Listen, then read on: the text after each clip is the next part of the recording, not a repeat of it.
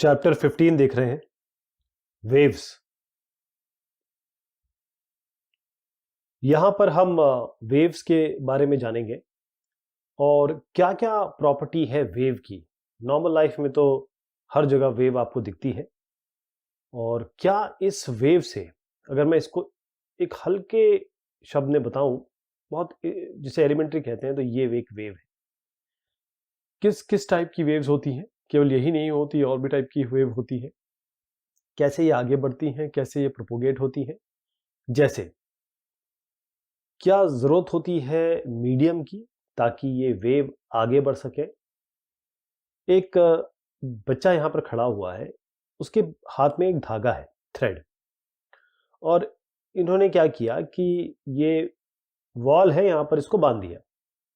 अब जैसे ये इस थ्रेड को, धागे को ये मूव करता है बच्चा, तो ये एक वेव फॉर्म में मूव करता है, ये इस फॉर्म का बनेगा।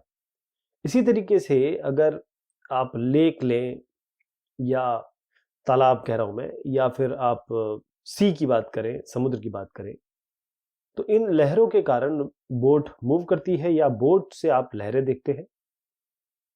लेक में भी जैसे मैंने आपको बताया कि अगर आप एक पत्थर को फेंकें तो इस तरीके से रिपल्स रिपल्स ही आपकी वेव्स होती हैं। यानी कि अगर आपने पत्थर यहां भेजा तो आप यहां देखेंगे वेव्स इस तरीके से आपको दिखाई देंगी। यहां पर ये भी वेव्स है। अच्छा, थोड़ा और आगे जाते हैं, अर्थक्वेक्स। ये हम देख नहीं पाते हैं, लेकिन ये हमारे धरती, जहां हम खड़े हैं, हमारे पैर जिस जगह पे हैं उसके नीचे, काफी नीचे, जो पत्थर, जो बड़े बड़े पत्थर और बड़ी बड़ी जो चीजें इधर उधर टकरा रही होती हैं, तो वेव्स आती हैं। ये वेव्स है वो अर्थक्वेक को जन्म देती हैं। आपने एक म्यूजिशियन को देखा होगा, वो गिटार्स यूज से बहुत बेहतरीन धुन निकालता है। जो स्ट्रिंग्स हैं उसके, वो भी वेव्स पैदा करते हैं। इसके अलावा जो म्यूजिक सिस्टम है, जिससे आप आवाज सुनते, डिग डिग डिग डिग डिग डिग करके आप म्यूजिक सुनते हैं, ये क्या, आप कैसे सुनते हैं? ये आपका कान मान लीजिए यहां पर है, ये तो इस तरीके से वेव्स आती हैं। ये वेव्स आपको कानों में आती है और आप म्यूजिक सुनते हैं। जब दो लोग बात आपस में कर रहे होते हैं तो ये साउंड वेव्स के थ्रू ही एक दूसरे को सुन पाते हैं।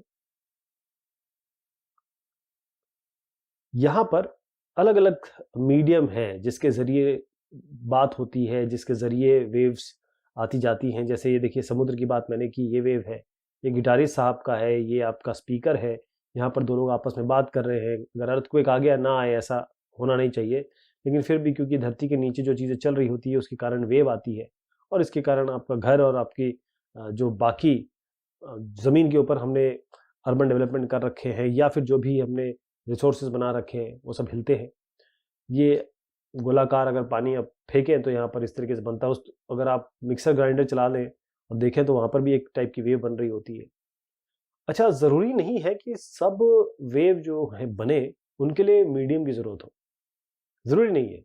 आप देखें, जब आप अपना टीवी चलाते हैं तो रिमोट कंट्रोल का यूज़ करते हैं, उसमें इंफ्रारेड रेज होती है, वो आपको दिखती भी नहीं है ना। टीवी में रिमोट का कितना इंपॉर्टेंस होता है कि सैटेलाइट आपके टीवी है, मोबाइल फोन्स देखिए, आप किसी से बात कर रहे हैं, वो आपसे हज़ारों किलोमीटर दूर हो सकता है। म्यूजिक सिस्टम है, जो हमारी सन है, सूरज है, ट्रैफिक लाइट्स है, माइक्रोवेव सबसे इम्पॉर्टेंट, जिसके इसमें नाम में ही माइक्रोवेव है, बगैर इसके आज का ज़िंदगी चलती नहीं है। एक्सरेज है, आपको कोई दिक्कत हो जाती है, सबसे पहले डॉक्टर साहब कहते हैं, आप खांस भी रहे तो बोलते हैं कि जाइए एक्सरे कराइए, और कुछ टूट फूट गया तो ज़रूर कहते हैं कि एक्सरे कराइए। तो ये सारी चीज़ें देख पा रहे हैं आप, चाहे एक्सरे हो, चाहे सूरज साहब हो, चाहे आपकी टीवी हो, अ, कोई एंटेना हो, म्यूजिक सिस्टम हो, कुछ आपका मोबाइल फ़ोन हो, सब जगह माइक्रोवेव, सब जगह वेव का बहुत बड़ा उपयोग है, बल्कि वेव ही कॉन्सेप्ट है इनके पीछे। तो आप समझ रहे हैं वेव कितना इंपॉर्टेंट टॉपिक है, आपकी रियल लाइफ को ये बहुत ज़बरदस्त तरीके से छूता है। जैसे मैंने बताया, कई ऐसे वेव्स हैं जो जिनको जरूरत ही नहीं पड़ती है कि वो कोई मीडियम ले, और कई वेव्स होती हैं बगैर मीडियम के वो आगे ही नहीं बढ़ेंगी। तो वेव्स, यानी कि वेव मतलब होता है धाराएं, धाराएं। तो वेव्स जो मैटर से रिलेटेड है, मैटर कोई भी चीज हो सकती है, मैटर के अंदर कोई भी ऑब्जेक्ट उठा लीजिए आप, उसको हम मैटर कह सकते हैं, उसके अंदर वेव्स होती हैं। जैसे मैं यूनिवर्स की बात करूं तो वहाँ वेव्स ही वेव्स है। आप देखिए कहाँ आप शुरू होते हैं, किस अगर इलेक्ट्रोमैग्नेटिक स्पेक्ट्रम देखें तो आपको अल्ट्रावायलेट भी मिल रही है, इंफ्रारेड भी मिल रही है, विजिबल लाइट रेज भी मिल रही है आपको, इंफ्रारेड भी मिल रही है, फार इंफ्रारेड भी मिल रही है आपको, कितने तरीके से पराबैंगनी वगैरह जो आपने सब सुनी होगी, इतनी सारी वेव्स उसमें आप देख पाते हैं। और सबका अलग अलग उपयोग है, सबकी अलग अलग उस रेंज को, उस फ्रिक्वेंसी रेंज को किस किस जगह यूज होता है। कोई माइक्रोवेव है तो हम टेलीकम्युनिकेशन के लिए यूज करते हैं, कहीं आपका अल्ट्रावायलेट है तो किसी का और काम के लिए यूज करते हैं, मान लीजिए चेहरे के लिए यूज करते होंगे, आपकी एक्स रेज है या फिर लेजर रेज है, सारे ये सब जो एग्जाम्पल है। तो कई वेव्स जो होती हैं वो अंदर भी चल रही होती है, मैटर के अंदर भी चल रही होती है मैटर के। तो सवाल उठता है कि वेव है क्या। हमने कहा कि इस तरीके से जा रही है वेव, तो क्या वेव ये है जो पानी में आप देखते हैं वेव, क्या केवल वेव ये है? वेव हर जगह, हर एक चीज में विद्यमान है। वेव एक ऐसा डिस्टरबेंस है जो बढ़ता है आगे, चाहे आप समय के साथ कहें या जगह के साथ कहें, ये आगे बढ़ता है, प्रोपोगेट करता है स्पेस और टाइम के साथ। स्पेस मतलब जगह या डायरेक्शन, या आप कहें कि मूवमेंट एरिया, या समय टाइम, टाइम के साथ आगे मूव करता है। और कैसे हो रहा है ये? ट्रांसफर ऑफ एनर्जी हो रही है। अब जब आप बोलते हैं तो आप आपके सामने जितने भी एयर पार्टिकल्स हैं उन सबको धक्का देते हैं, वो धक्का जो है दूसरे के कान में जाके पहुंचता है, वही धक्का तो जा रहा है, तो एनर्जी दे रहे हैं आप। जैसे अगर आप जैसे ही आपके पीछे कोई गाड़ी वाला है और वो हॉर्न बजाता है तो आपके कानों में वो आवाज पहुंचती है। क्यों? कैसे? साउंड वेव्स की तरह। इसी तरीके से एक पॉइंट से दूसरे पॉइंट में जो एनर्जी जा रही है उससे पार्टिकल्स हिलते हैं, और ये जो पार्टिकल है हो सकता है ये मूव ना करे।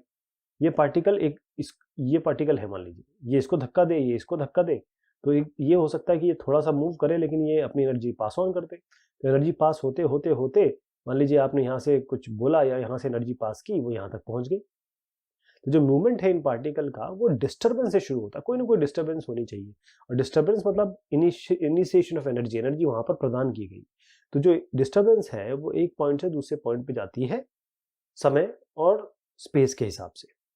स्पेस क्यों कह रहा हूं मैं? अगर मान लीजिए आप किसी रेडियो रिकॉर्डिंग स्टूडियो में बैठे हैं और वहां आप बोलते रहे तो बाहर का आदमी तो सुन ही नहीं पाएगा। तो स्पेस क्या है? कंस्ट्रिक्टेड है, आप बोलते रहिए, बाहर वाला को सुन ही नहीं रहा है। तो जगह की भी बहुत बड़ी अहमियत होती है। तो एनर्जी, ध्यान रखिएगा, मैटर नहीं, चीजें नहीं, वस्तु नहीं, केवल एनर्जी ट्रांसफर होती है, केवल जो ऊर्जा है वो ट्रांसफर होगी। तो जब एक कोई भी सोर्स, जैसे अगर आप स्पीकर कहते हैं तो स्पीकर क्या क्या रहा है, आपने इसको इलेक्ट्रिसिटी में जैसे ही लगाया, स्पीकर ने ढिंचिक ढिंचिक ढिंचिक म्यूजिक देना शुरू किया, और ये जो म्यूजिक है इसने क्या किया, आसपास के जो पार्टिकल है उनको थर्रा दिया, उनको एकदम एनर्जी ऐसी दी कि ये सब एकदम अपनी जगह पे मूवमेंट करने लगे। और मूवमेंट करते करते ये हर आदमी को, हर यूनिवर्स में हर एक चीज़ को चाहिए कि वो इक्विलिब्रियम में रहे। तो वो क्या कहेगा, मेरे पास एनर्जी आई भैया, मैंने एनर्जी नहीं लेना चाहता हूँ, ये इसको आगे बढ़ा देगा, ये इसको आगे बढ़ा देगा, ये ऐसे आगे बढ़ाते बढ़ाते बढ़ाते आखिरकार आपके कानों में आवाज़ पहुँच जाएगी। तो जब एक सोर्स है यहाँ पर एनर्जी का, ये वाइब्रेशन क्रिएट करता है, वाइब्रेशन, झंझनाहट कह सकते हैं आप उसको, और वो यहाँ से वहाँ तक आपकी ये पहुँच जाती है एनर्जी किसी मीडियम से, तो यहाँ पर एक वेव क्रिएट होती है, यहाँ पर एक धारा क्रिएट होती है, यहाँ एक प्रवाह क्रिएट होता है। कौन कौन से टाइप की वेव्स हैं? वैसे तो बहुत सारी वेव्स हैं, लेकिन हम अगर मैथमेटिकली या फिर फिजिकली इसको देखना चाहें तो मैकेनिकल वेव्स हैं, इलेक्ट्रोमैग्नेटिक वेव्स हैं, मैटर वेव्स हैं। तो मैकेनिकल वेव्स क्या है? इसमें नाम आ गया मैकेनिकल, मतलब मैकेनिकल जहाँ शब्द आ गया इसका मतलब ये मैकेनिक्स इसमें शब्द आ गया। मैकेनिक्स की जहाँ बात आती है वहाँ हमको न्यूटन साहब याद आते हैं। तो न्यूटन लॉ ऑफ मोशन, उनके मोशन के लॉज के हिसाब से जो वेव्स, जो धाराएं गवर्न होंगी, या उनके लॉ के हिसाब से जो धाराएं चलेंगी, वेव्स चलेंगी, उनको हम मैकेनिकल वेव कहते हैं। तो इसमें जरूरत है आपके मीडियम की, बगैर मीडियम के नहीं होगा। मैकेनिकल वेव्स बगैर मीडियम के आगे नहीं जाएंगी। जैसे कि पानी में जो धाराएं बनती हैं वो न्यूटन लॉ को फॉलो करेंगे, साउंड वेव्स जो होती हैं जो हम सुनते हैं, जो वो सारी की सारी चीजें जो है वो मैकेनिकल वेव्स कहलाती हैं। अब वाटर वेव्स की बात करें तो ये मैकेनिकल वेव्स है, इसमें ज़रूरत है पानी की। पानी के ऊपर जो धारा बन रही है, पानी धारा नहीं बना रहा है, पानी के कारण तो मूव एक दूसरे को आदान प्रदान कर रहे हैं, एनर्जी का, एनर्जी मूव कर रही है, और वो मैकेनिकल एनर्जी या क्या है कि मैकेनिक्स फॉलो कर रहा है।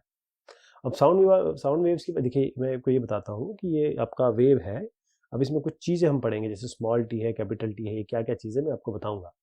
अब इसमें साउंड वेव्स की बात करें तो जैसे मैंने कहा है, गिटारिस्ट बहुत बढ़िया म्यूजिक बजा रहे हैं, एक म्यूजिक सिस्टम से डीजे चल रहा है बेहतरीन, जो साउंड वेव्स हैं वो ज़रूरत होती है उनको मीडियम की। और वो अगर आप मान लीजिए साउंड सिस्टम चला दें किसी वैक्यूम में तो कोई भी आवाज़ नहीं सुनाई देगी, जिसका प्रूफ भी है।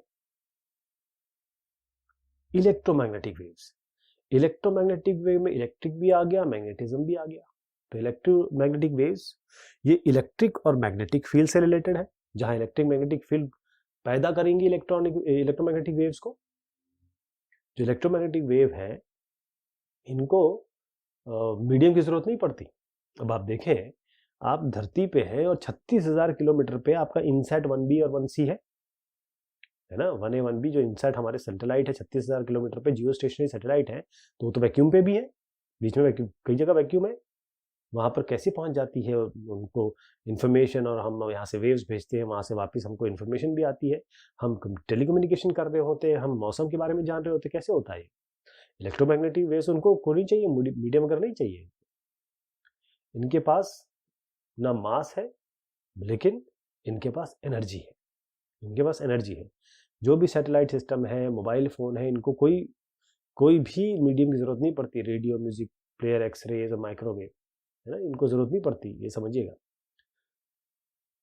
ध्यान रखिएगा, जो साउंड वेव्स हैं उनको ज़रूरत पड़ेगी, लेकिन जहाँ पर मैं इन इलेक्ट्रोमैग्नेटिक वेव्स की बात कर रहा हूँ, जो इलेक्ट्रोमैग्नेटिक के कारण पैदा हो रही हैं, वहाँ पर आपको ज़रूर मीडियम की ज़रूरत, इलेक्ट्रोमैग्नेटिक वेव्स को मीडियम की ज़रूरत नहीं पड़ने वाली है। यहाँ पर जो भी चीज़ें हैं आप देखिए, जो मैटर वेव्स है, अब मैटर वेव्स, मैटर हम कहते हैं ना, एक मैटर है जिसका स्टेट है सॉलिड, लिक्विड, गैस, ऐसे मैटर को डिफाइन करते हैं हम लोग, है ना। तो जो वेव्स इस मैटर से रिलेटेड है उन्हें हम मैटर वेव्स कहते हैं। अब मैटर मतलब इसमें पार्टिकल्स होंगे, छोटे छोटे पार्टिकल्स होंगे, पार्टिकल में और चले जाइए, मॉलिक्यूल्स होंगे, मॉलिक्यूल में और अंदर चले जाइए, तो आप बहुत अंदर अंदर के लेवल तक जा सकते हैं। तो जो मैटर वेव्स हैं वहाँ पर किस अंदर तक लेवल पे जा सकते हैं, पार्टिकल की बात करें, पार्टिकल से आप चले गए मॉलिक्यूल पे, मॉलिक्यूल से अंदर कहाँ जाएंगे, इलेक्ट्रॉन पे चले जाएंगे, प्रोटॉन पे चले जाएंगे, न्यूट्रॉन पे चले जाएंगे। तो मैटर वेव्स ये इलेक्ट्रॉन, प्रोटॉन, न्यूट्रॉन से रिलेटेड हैं, उनसे एसोसिएटेड हैं, और ये और भी अंदर पार्टिकल जा सकते हैं, न्यूट्रिनो वगैरह, बहुत सारी चीजें अंदर, है ना। तो बड़ा एब्स्ट्रैक्ट कॉन्सेप्ट है ये, जैसे पेंसिल से वेव, सन, मून, अर्थ, बॉल, एटम, ये सारी चीजें जो देख रहे, यहाँ पर भी वेव्स हो रही हैं, यहाँ पर भी वेव्स हैं, मैटर वेव्स इनको कहते हैं हम, इनके अंदर जो हो रही है या ये जो प्रोड्यूस करते हैं।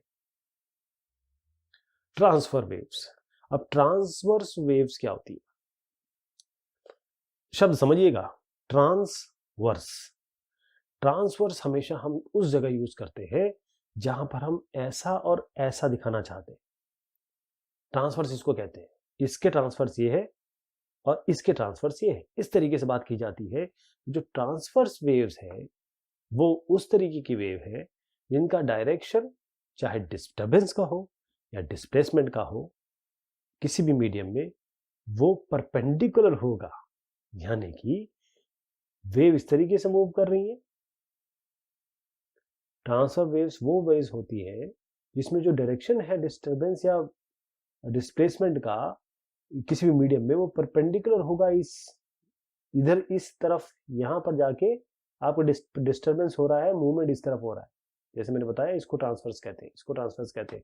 जो डायरेक्शन है जिसमें जिस डायरेक्शन में वेव आगे बढ़ रही है वो परपेंडिकुलर होगी डायरेक्शन ऑफ डिस्टर्बेंस, यानी कि डिस्टर्बेंस इधर होगा तो वेव इस तरफ जाएगी, वेव इस तरफ जा रही है तो डिस्टर्बेंस इस तरफ हो रहा होगा, यानी कि फिर असली वेव वो बनेगी जो हम देखते हैं, चाहे समुद्र में देखते हैं, लेक में देखते हैं, तो वो ये वेव है। इसमें क्या है, ट्रफ, जो गहराई आती है उसे हम ट्रफ कहते हैं, जो उभार आता है उसे हम क्रेस्ट कहते हैं। ये ट्रफ है, ये क्रेस्ट है। अब जो दो आपके, जो आप कहिए उभार कहिए या दो गहराइयाँ कहिए, इनके बीच में आसपास में जो है उनके बीच में जो डिस्टेंस होता है उसे हम इस वेव, क्योंकि ये धारा है, इसकी लेंथ कहते हैं। यहाँ से यहाँ तक ले लें चाहे यहाँ से यहाँ तक ले लें, इसे हम वेवलेंथ कहते हैं। ये ट्रांसवर्स वेव है। वेवलेंथ को हम लैम्डा से रिप्रेजेंट करते हैं अमूमन।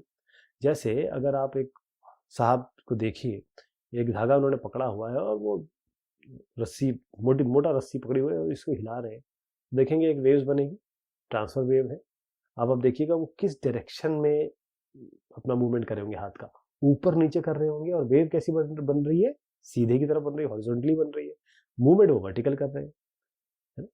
तो ये थोड़ा सा वेवी मैनर बनेगा, और इस तरीके से पूरा का पूरा जो धागा है, एक छोटा सा डिस्टर्बेंस आप देखिएगा जो वो हिलाते हैं और ऊपर नीचे की तरफ करते हैं, तो वो वर्टिकली अपवर्ड दे रहे हैं डिस्टर्बेंस, वेव जा रही है। मतलब अगर साहब यहाँ खड़े हुए हैं, वो धागे को यूं यूं यूं यूं ऊपर नीचे करेंगे, और ये मूव करी होगी इस तरफ, इस तरीके से। तो मूवमेंट वो इस तरफ कर रहे हैं, वेव इस तरफ बढ़ रही है।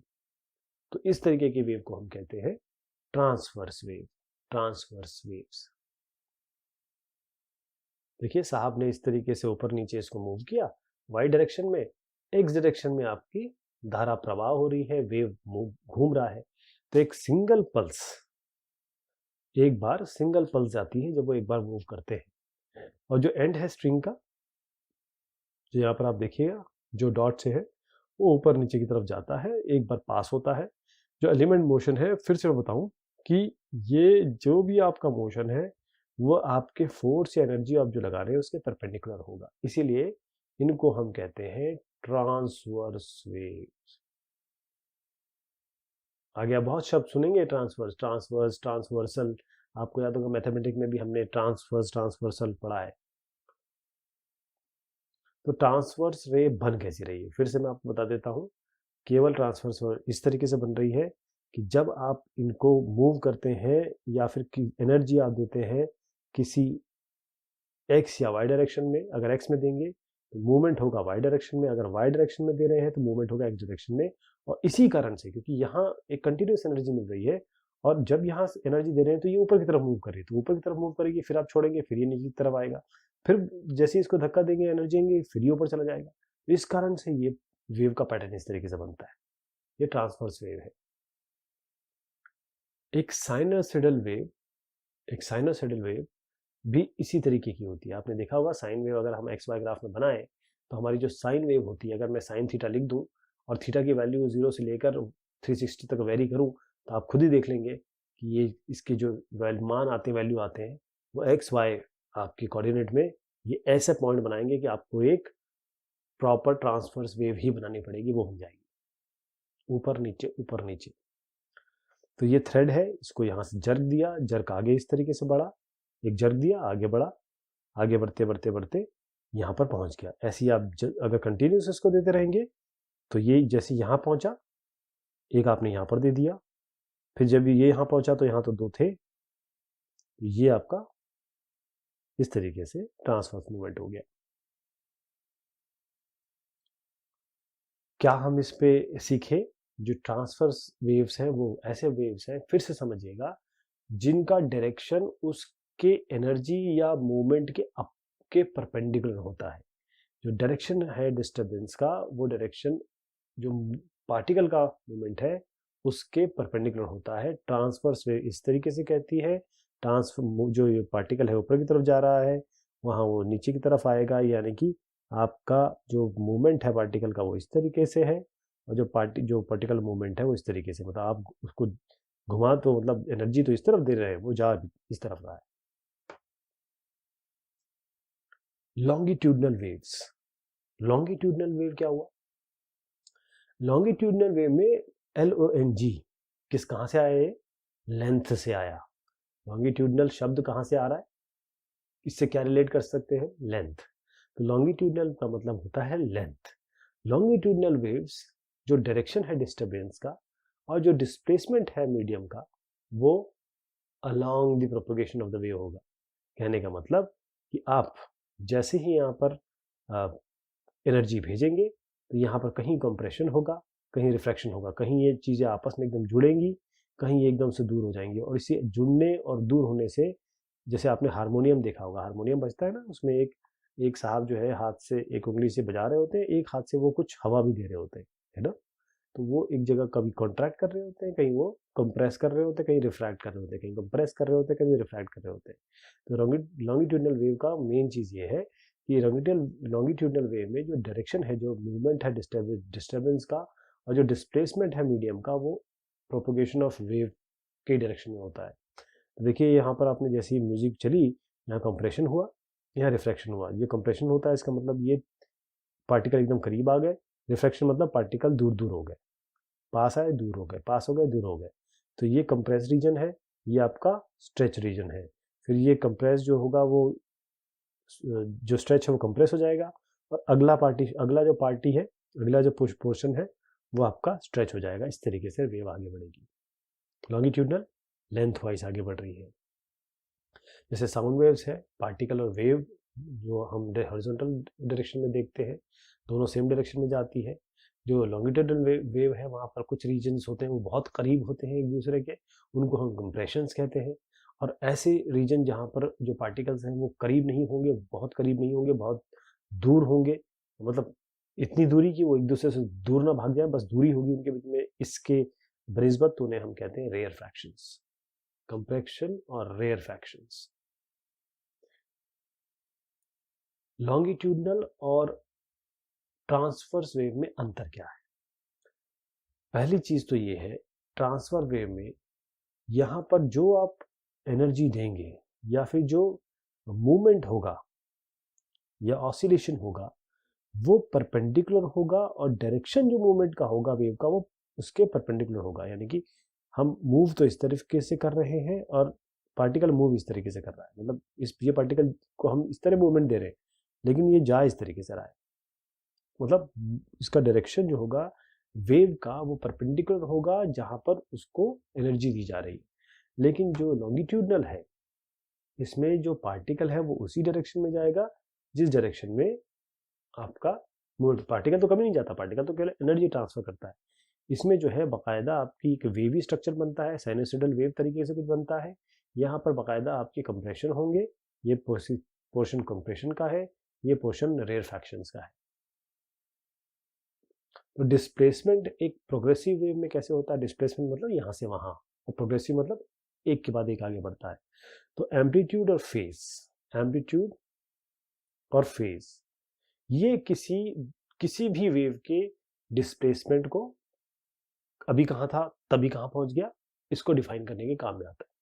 तो डिस्प्लेसमेंट फंक्शन है जो है वो स्पेस और टाइम के हिसाब से पीरियोडिक है। यानी पीरियोडिक मतलब अगर आप इसको कहें यहाँ पर है तो अगली बार कुछ समय बाद यही चीज यहाँ मिलेगी, यहाँ पर है तो कुछ समय बाद एकदम पीरियड के हिसाब से, उसी पीरियड के हिसाब से वो यहाँ मिल जाएगी आपको, इसलिए ये पीरियोडिक है। जो डिस्प्लेसमेंट है पार्टिकल का किसी मीडियम में, वो अलोंग वाई एक्सिस होता है। तो मैं एक्स एक्सिस अगर कहूँगा और वाई एक्सिस कहूँगा, तो डिस्प्लेसमेंट इस तरीके से हो रहा होता है, इस डायरेक्शन में हो रहा होता है। जो डिस्प्लेसमेंट होता है उसको हम किसके फंक्शन में दिखाते हैं? एक्स और टी। और हम यहाँ इसको मैं डायग्राम में भी दिखाऊंगा आपको। जहाँ पर हम ट्रांसफर्स की बात करते हैं या ट्रांसवर्स वेव डिस्प्लेसमेंट की बात करते हैं जो इस तरीके से हो रही है, वहाँ पर हम कहते हैं वाई एक फंक्शन है जिसमें एक्स कॉमा टी। एक्स आपका, मैंने जैसे कहा कि ये दो चीज़ें इसमें आएंगी, एक स्पेस एक टाइम। तो वाई हमने कहा एक फंक्शन है जिसमें स्पेस आ गया और टाइम आ गया। तो एक्स इसमें क्या है? ये प्रोपगेशन है वेव का अलोंग एक्स एक्सिस, और जो पार्टिकल जो ऑसिलेट कर रहा है वो वाई एक्सिस में। तो वाई एक्सिस का जो मूवमेंट है वो किस पे डिपेंड कर रहा है? एक्स पे कितना गए और किस टाइम पे कहाँ थे, कितने टाइम पे एक्स पे गए और कहाँ पर हैं आप। तो इसका मतलब वाई एक्स कॉमा टी हम लिख सकते हैं ए साइन के x minus omega T plus 5। ये जो एक्सप्रेशन है यही डिस्प्लेसमेंट का की वैल्यू देता है आपको। ए साइन, ए एम्पलीट्यूड है, साइन में एक एक चीज बताऊंगा इसमें क्या है, जैसे के आपका क्या है, और एक्स तो खैर आपने समझ लिया डिस्प्लेसमेंट है। ओमेगा क्या है इसमें, ये 2 पाई के हिसाब से आएगा। टाइम आपको पता है, फाई क्या है, फेज क्या है। ये जो एक्सप्रेशन है बिल्कुल सेम है डिस्प्लेसमेंट इक्वेशन। यदि हम ऑसिलेटरी मोशन की बात करें, जब ऑसिलेशंस की बात हमने की तो हमने देखा कि ऑसिलेशंस में जो चीज़ आती है डिस्प्लेसमेंट के लिए, उसी हिसाब से ये चीज़ आ रही है। तो अगर कोसाइन फंक्शन अगर हम लेना चाहें तो हम वाई एक्स टी को कोसाइन में भी लिख सकते हैं, तो b यहाँ पर a की जगह हम b ले रहे हैं cos kx minus omega T plus 5, जो दोनों ही साइन और कोसाइन फंक्शन है यहाँ पे। तो हम लिख सकते हैं, क्योंकि ये एक x डायरेक्शन में आप बोल रहे हैं कि भाई एक साइन लीजिए एक कॉस लीजिए, यानी कि साइन फंक्शन कोसाइन फंक्शन, अगर दोनों ही साइन कोसाइन फंक्शन इसमें आ रहे हैं तो आप ये साइन फंक्शन हो जाएगा, ये आपका कोसाइन फंक्शन हो जाएगा। मैथमेटिकली अगर इसको आपको बताऊं तो जो वेव ट्रैवल कर रही है इस प्लस एक्स डायरेक्शन में, तो वाई एक्स कॉमा टी यानी कि वाई का मूवमेंट, वाई एक्सिस में मूवमेंट, वो इसके एक्स डायरेक्शन, एक्स में क्या पोजीशन है और किस टाइम पे पोजीशन है, ए साइन के x minus omega T plus 5।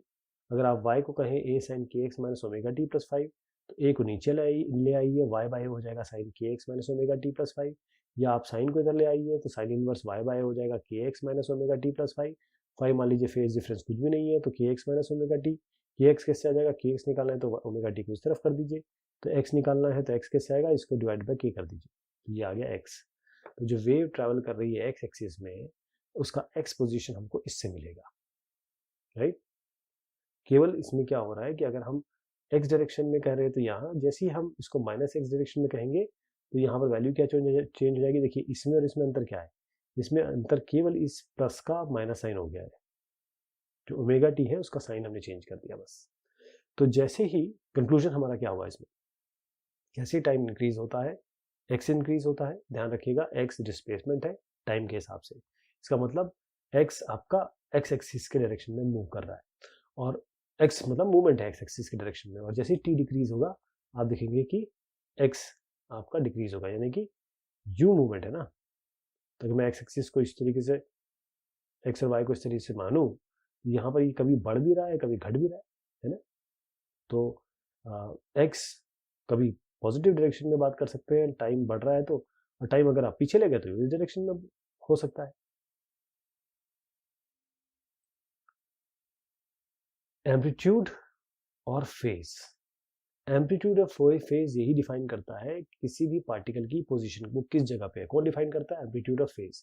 Amplitude क्या है, ये कितना मैक्सिमम डिस्प्लेसमेंट हो रहा है उस एलिमेंट का, उस मीडियम का, उसके इक्विलिब्रियम पोजीशन पे, जैसे वेव उनके थ्रू पास हो रही है।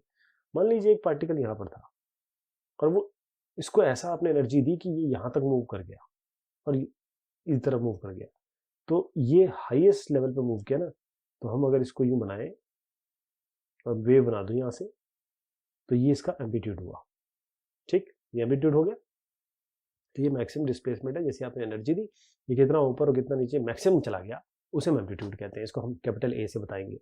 अगर हम ट्रांसवर्स इक्वेशन की वेव की बात करते हैं, जो कि मैंने अभी भी बताया आपको, जो डिस्टेंस इसने ट्रेवल किया पॉइंट P से लेकर पॉइंट Q, मतलब ये अभी मान लीजिए इक्विलिब्रियम पोजीशन है, यहाँ से यहाँ तक ये चला गया ऊपर, जितना आपने एनर्जी दी वो यहाँ तक गया, और एनर्जी दे देंगे तो ये हो सकता है कि यहाँ तक चला जाता, ये एम्पलीट्यूड हो जाता है इसका। मैक्सिमम डिस्प्लेसमेंट कितना हुआ, इतना। यहाँ पर अभी हमको P और Q दिया हुआ है, मैक्सिमम डिस्प्लेसमेंट जो होता है वही एम्पलीट्यूड होता है। ये एम्पलीट्यूड सब बराबर होंगे, सारे बराबर होंगे।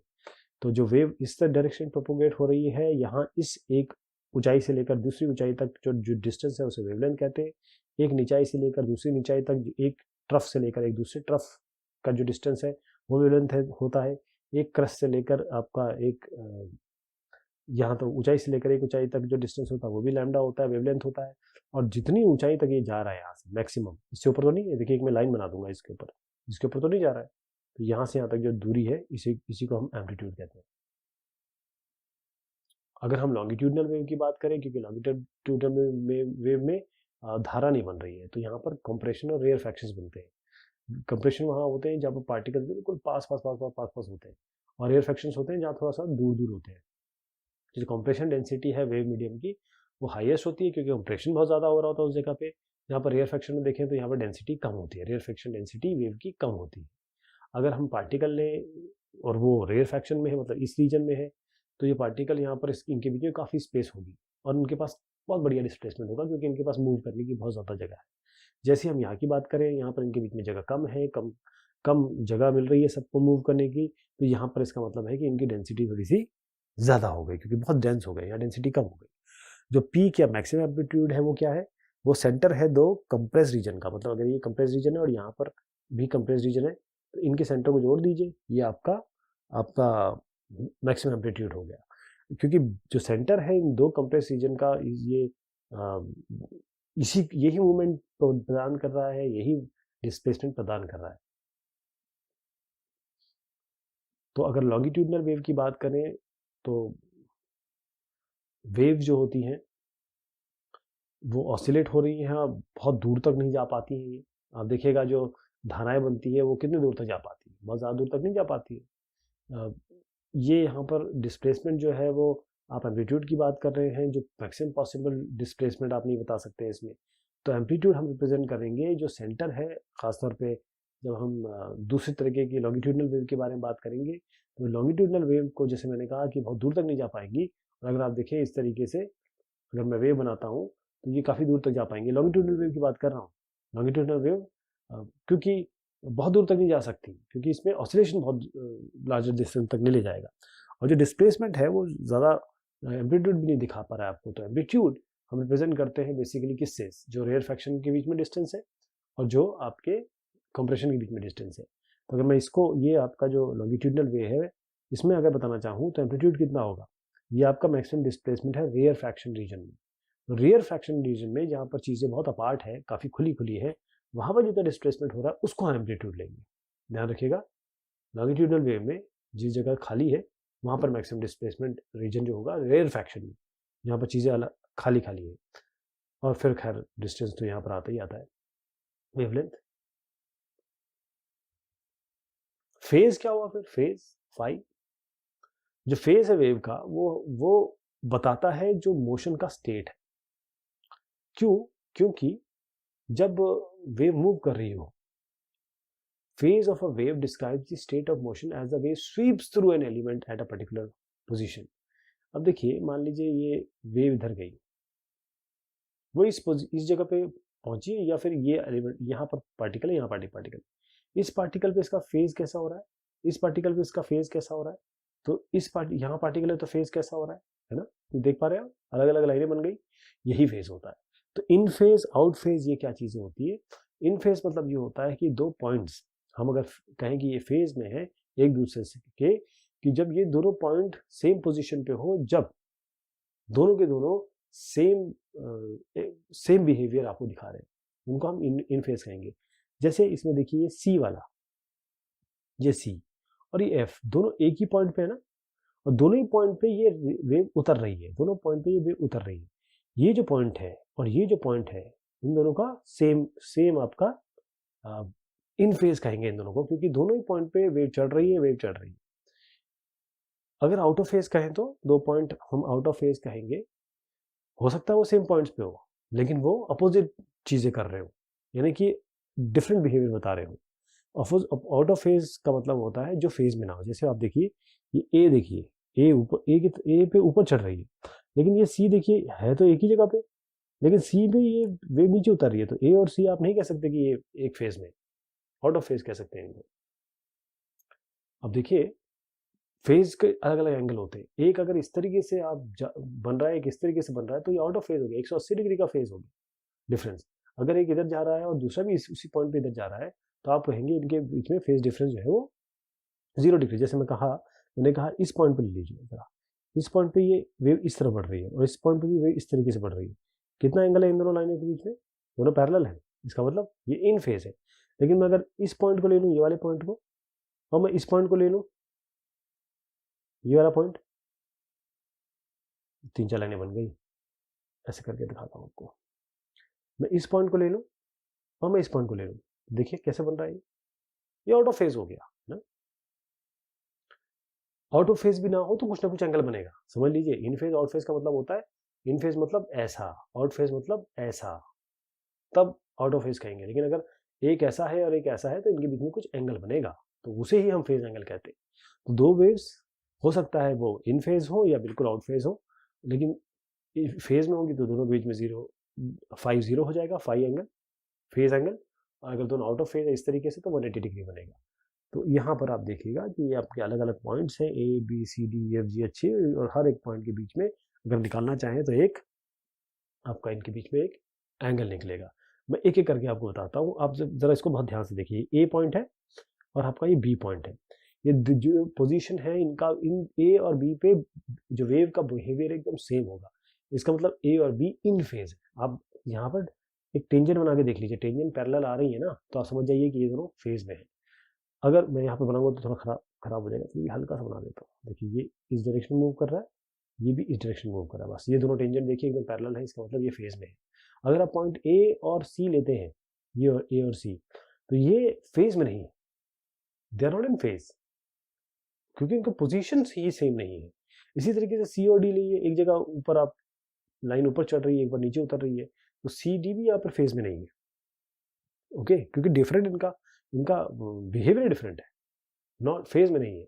अगर एफ और जी ले लीजिए, आप एक एफ उठा लीजिए और जी उठा लीजिए, तो एफ में ये इस तरह जा रही है, जी में इस तरफ जा रही है, तो एफ और जी वो पोजीशन पे जो बिहेवियर है वो है तो सही सेम, लेकिन एक ये इसको इधर ले जा रहा है, एक इसको इधर ले जा रहा है, यानी कि एफ और जी पोजीशन तो सेम है लेकिन बिहेवियर इनका बिल्कुल अलग है। तो इस पॉइंट पे हम कहेंगे कि ये आपका आउट ऑफ फेज है, एफ और जी आपके आउट ऑफ फेज है। अगर आप एफ और एच को लें, यहाँ पर भी इधर जा रहा है, यहाँ पर भी इधर लेके जा रहा है आपको, तो अब ये आपके बिल्कुल फेज में है, बिल्कुल सेम बिहेवियर इनका। तो जो एक्सप्रेशन बनता है फेज का, Y x comma T A sine के x minus omega T plus five, इसमें जो ए है ये एम्पलीट्यूड है, और ये पूरा का पूरा जो इसमें हमने जो फाइव जोड़ा है वो आपका फेज एंगल है। इस पूरे को आप फेज कह सकते हैं।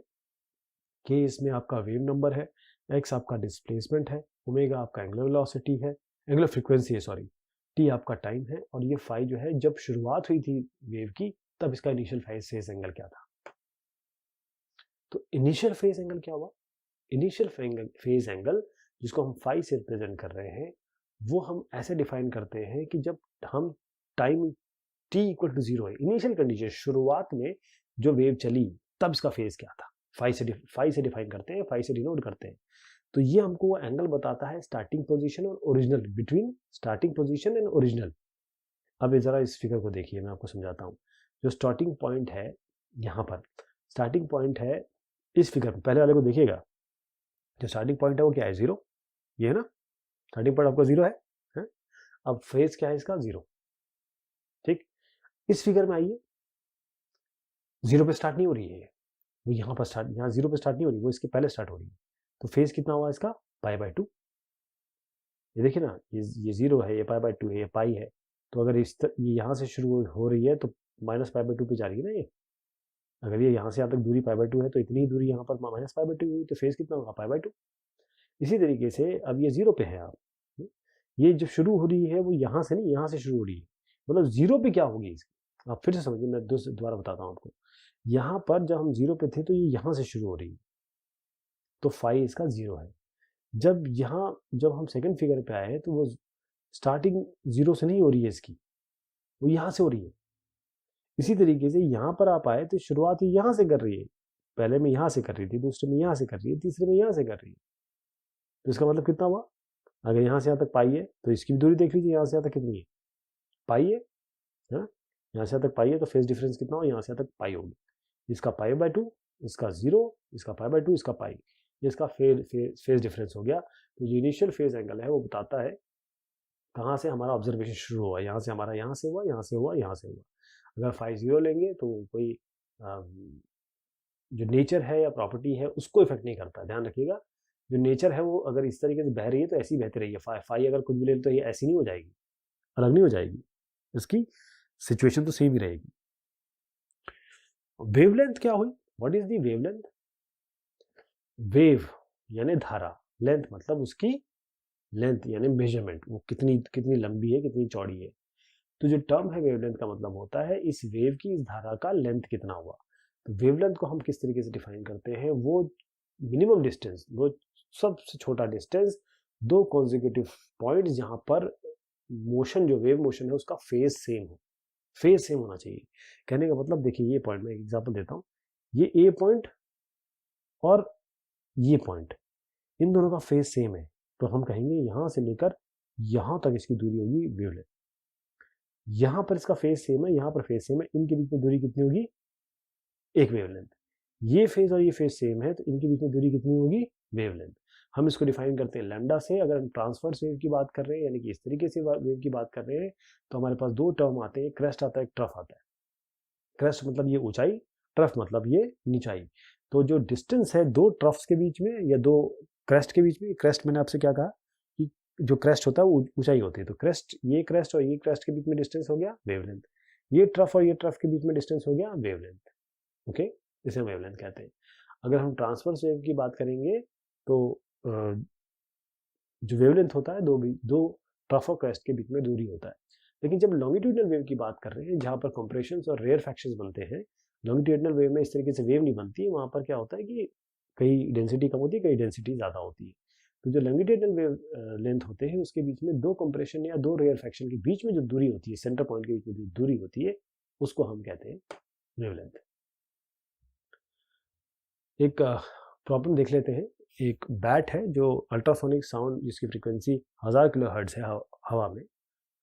यदि साउंड मीट होती है वाटर सरफेस पे, तो आपको बताना है वेवलेंथ क्या है रिफ्लेक्टेड साउंड की, ट्रांसमिटेड साउंड की। स्पीड जो साउंड एयर में है वो आपको 340 दी हुई है, और जो वाटर में है वो 1486 दिया हुआ है। देखिए फ्रीक्वेंसी जो अल्ट्रासोनिक साउंड की है वो आपको 1000 किलोहर्ट्ज दी है, तो एक काम करते हैं, किलो को हम बदल लेते हैं, आपके 10⁻³ है, तो ये कुल मिला के 10⁻6 हर्ट्ज बन जाएगा। जो स्पीड है साउंड की एयर में वो आपको दी गई है। अब हम जानते हैं कि जो वेवलेंथ होता है, जो वेवलेंथ है रिफ्लेक्टेड साउंड की, वो हम लैम्डा आर से रिप्रेजेंट कर रहे हैं। वो क्या है, वे जो sound speed of sound air मतलब वी ए, और उसको डिवाइड कैसे करेंगे, आपका ये जो ये वाली वैल्यू है, फ्रीक्वेंसी है साउंड की आपकी, v is equal to nu lambda होता है।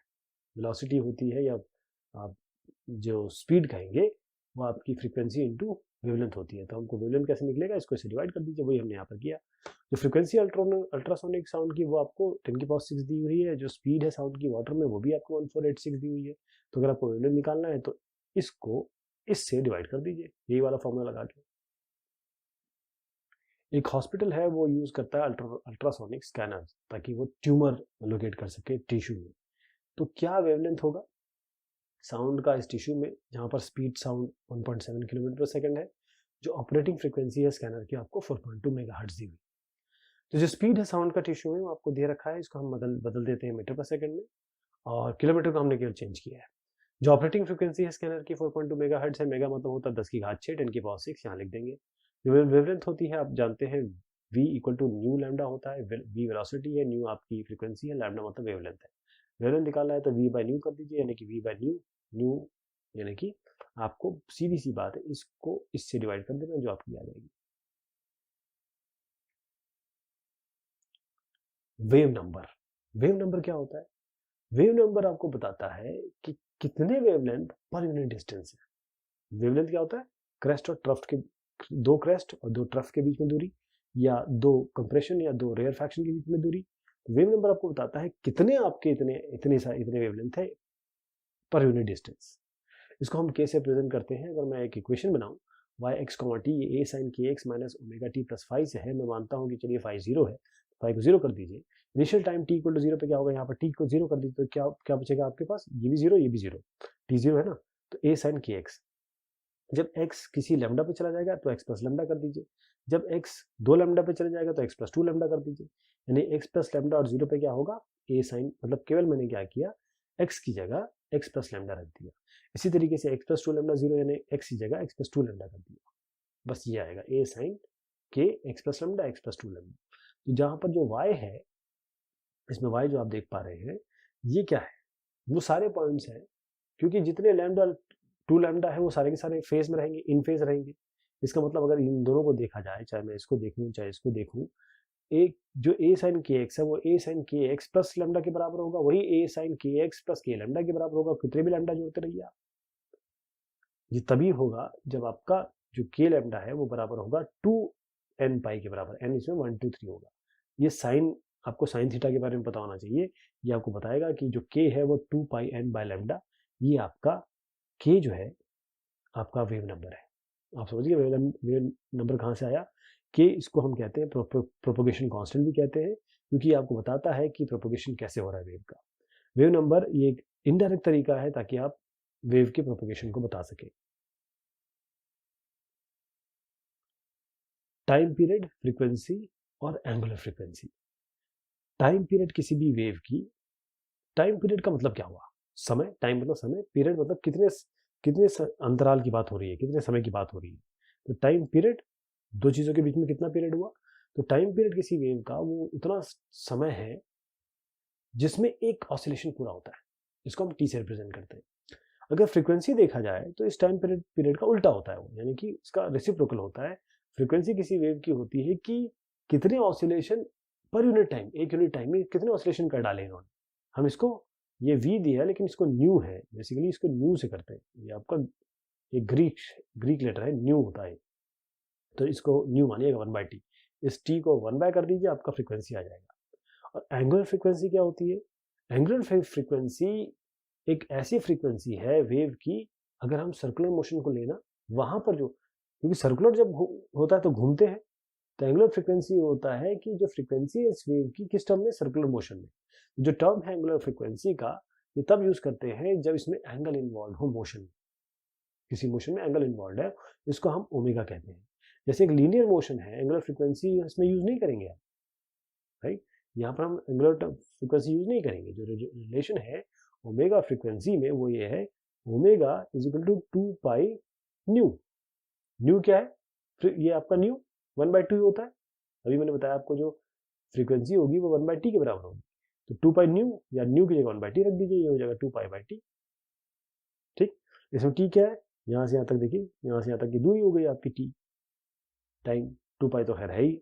जो ग्राफ है डिस्प्लेसमेंट का, किसी भी स्ट्रिंग को अगर ले लीजिए x इक्वल टू 0 पे, वो कुछ इस तरीके से दिखता है आपको। ये बेसिकली साइनोसॉइडल वेव है, क्योंकि यहाँ पर साइन आपका इन्वॉल्व होता है, ए sine omega T, A sign की एक्स माइनस ओमेगा टी, तो साइन आता है उसमें। जो एम्पलीट्यूड है उसमें ए होती है। किसी भी टिपिकल पीरियड, किसी भी टाइम टी के लिए ले लीजिए, किसी भी t1 आप इंडिकेट कर सकते हैं, t1 हो, यहाँ से शुरुआत कर सकते हैं इसको, किसी t2 तक जा सकती है, तो हम इसका टाइम पीरियड निकाल सकते हैं, फ्रीक्वेंसी निकाल सकते हैं। ट्रैवलिंग वेव्स क्या होती है? ट्रैवलिंग वेव्स वो वेव्स होती है जो ट्रैवल करती है एक मीडियम से दूसरे मीडियम में। ये इसको हम प्रोग्रेसिव वेव भी कहते हैं, बिकॉज ये प्रोग्रेस कर रही है, आगे की तरफ बढ़ रही है, एक पॉइंट से दूसरे पॉइंट पे जा रही है। जो लॉन्गिट्यूडनल हो चाहे ट्रांसवर्स हो, ये आपकी ट्रांसवर्स वेव्स है, ये आपकी लॉन्गिट्यूडनल वेव है। ये दोनों की दोनों जो वेव्स हैं, ये दोनों की दोनों ट्रैवलिंग वेव हो सकती हैं। तो वेव्स ये एक ही डायरेक्शन में मूव करती है, ध्यान रखिएगा, पूरी वेव एक ही डायरेक्शन में मूव करती है, ऐसे नहीं कि एक इधर मूव कर रही है, एक उधर मूव कर रही है। जो स्पीड है इस ट्रैवलिंग वेव की, कैसे हम निकालेंगे? जो प्रोपगेशन है इस वेव का, वो हमेशा मान लीजिए पॉजिटिव एक्स डायरेक्शन में होता है, इसको हम इससे रिप्रेजेंट करते हैं। जो अगर आप ट्रांसवर्स वेव लें, इस तरीके की जो ट्रांसवर्स वेव होती है, मान लीजिए एक्स डायरेक्शन में मूव कर रही है, तो उसका डिस्प्लेसमेंट इक्वेशन क्या होता है? Y x comma T is A sine के x minus omega T. Phi को हमने जीरो कर लिया, अभी फेज को जीरो कर लिया। तो यहाँ पर जो ट्रांसफर वेव है, जो वाई से डिनोट कर रहा है, इसका मूवमेंट है पार्टिकल का किस डायरेक्शन में? वाई। जब ये इधर मूव कर रही है, इसका मतलब आपने इसको यहाँ एनर्जी दी होगी। ये आपका वेव प्रोपगेशन एक्स डायरेक्शन में हो रहा है, तो वाई एक्सिस क्या डिनोट कर रही है? ये उस पार्टिकल का जो मीडियम जिसके थ्रू ये मूव कर रही है, उसका मूवमेंट बता रही है कि वो इस डायरेक्शन में मूव कर रहा होगा, और इसीलिए वेव आगे की तरफ मूव कर रही है। तो अगर लॉन्गिट्यूडनल वेव की बात करें, लॉन्गिट्यूडनल वेव में आपके रेयर फ्रैक्शन से कंप्रेशंस होते हैं, तो यहाँ पर ये एक्स डायरेक्शन में, और ये मोशन ऑफ पार्टिकल भी एक्स डायरेक्शन में, और मूवमेंट भी एक्स डायरेक्शन में, वाई में कुछ नहीं हो रहा होता है, राइट।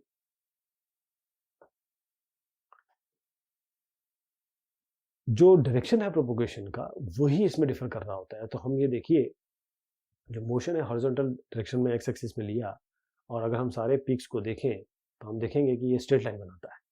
तो जो डिस्प्लेसमेंट है, मूवमेंट हो रहा है, वो स्ट्रेट लाइन में जाएगा along x axis. Y component का कोई रोल नहीं है इसमें। जब हम कंसिडर करते हैं पीक्स को, अगर हम इसको कंसिडर करें इस पीक्स को, तो जो फेज है उसमें कोई इफेक्ट नहीं पड़ रहा, इसलिए इसका मतलब है फेज कांस्टेंट रहता है। तो अगर मैं इसको y equal to A sine के एक्स माइनस ओमेगा टी करूँ, ए को नीचे ले आऊँ, साइन को इधर कर दूँ, साइन इन्वर्स कर दूँ, फिर x निकालने की कोशिश करूँ और ओमेगा टी को इधर ले आऊँ, तो बेसिकली x बन क्या रहा है? वो ये इक्वेशन बन रही है ना। अब इसमें देखिए, जो y बाय ए है, ये तो कांस्टेंट हो गया इस डिस्कशन से। तो स्पीड क्या होगी? स्पीड हमारी क्या होती है? dx बाई dt, और dx बाई dt क्या होता है?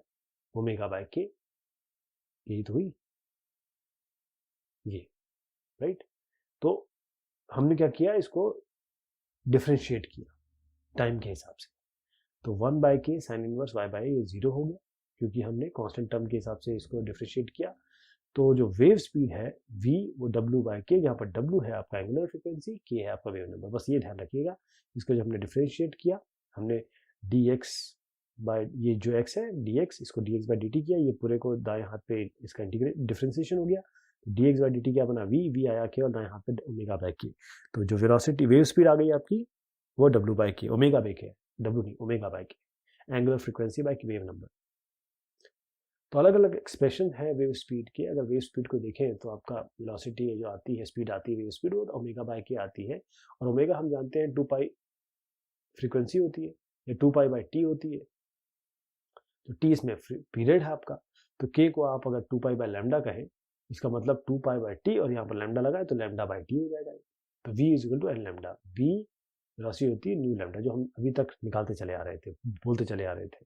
तो एक वेवलेंथ इस वेव का वो बढ़ता है किसके कारण, फ्रीक्वेंसी के कारण। जो वेवलेंथ होती है, वेवलेंथ और फ्रीक्वेंसी ये आपस में किस तरीके से, अगर मैं कहूँ कि वेलोसिटी कांस्टेंट है तो फ्रीक्वेंसी और वेवलेंथ कैसे रिलेटेड है। मैं वेवलेंथ को नीचे कर देता हूँ, तो मैं फ्रीक्वेंसी इसको लिख देता हूँ, इसको वेवलेंथ। वेवलेंथ फ्रीक्वेंसी वेवलेंथ से इनवर्सली प्रोपोर्शनल है। फ्रीक्वेंसी ज़्यादा तो वेवलेंथ कम है, वेवलेंथ ज़्यादा तो फ्रीक्वेंसी कम है। तो वेव स्पीड खासतौर पे जो मीडियम है उस पर भी डिपेंड करती है। मैंने आपसे कहा कि जैसे हम किसी एक डेल्टा एक्स को ले रहे हैं, डेल्टा टी मोमेंट यहाँ पर वेव हो रहा है, जो प्लॉट होगा वाई एक्स कॉमा टी का वो कुछ इस तरीके से होगा। एक वेव ये हो सकती है, एक वेव ये हो सकती है, दोनों अलग अलग वेव्स हैं। ये कोई हो सकता है यहाँ अब शुरू हो, कोई हो सकता है डेल्टा टी में शुरू हो। तो ये जो वेव फॉर्म है ये आपके अलग अलग तरीके से दिखाए गए हैं। ये अलग अलग एक्सप्रेशन है वेव स्पीड के, पूरी तरीके से डिफर करेंगे आपके केवल फेज में या इनिशियल पोजीशन कहाँ से शुरू होगी, लेकिन इनका फॉर्म बिल्कुल सेम रहेगा। थोड़ा सा अंतर जरूर आ रहा है लेकिन फॉर्म सेम है।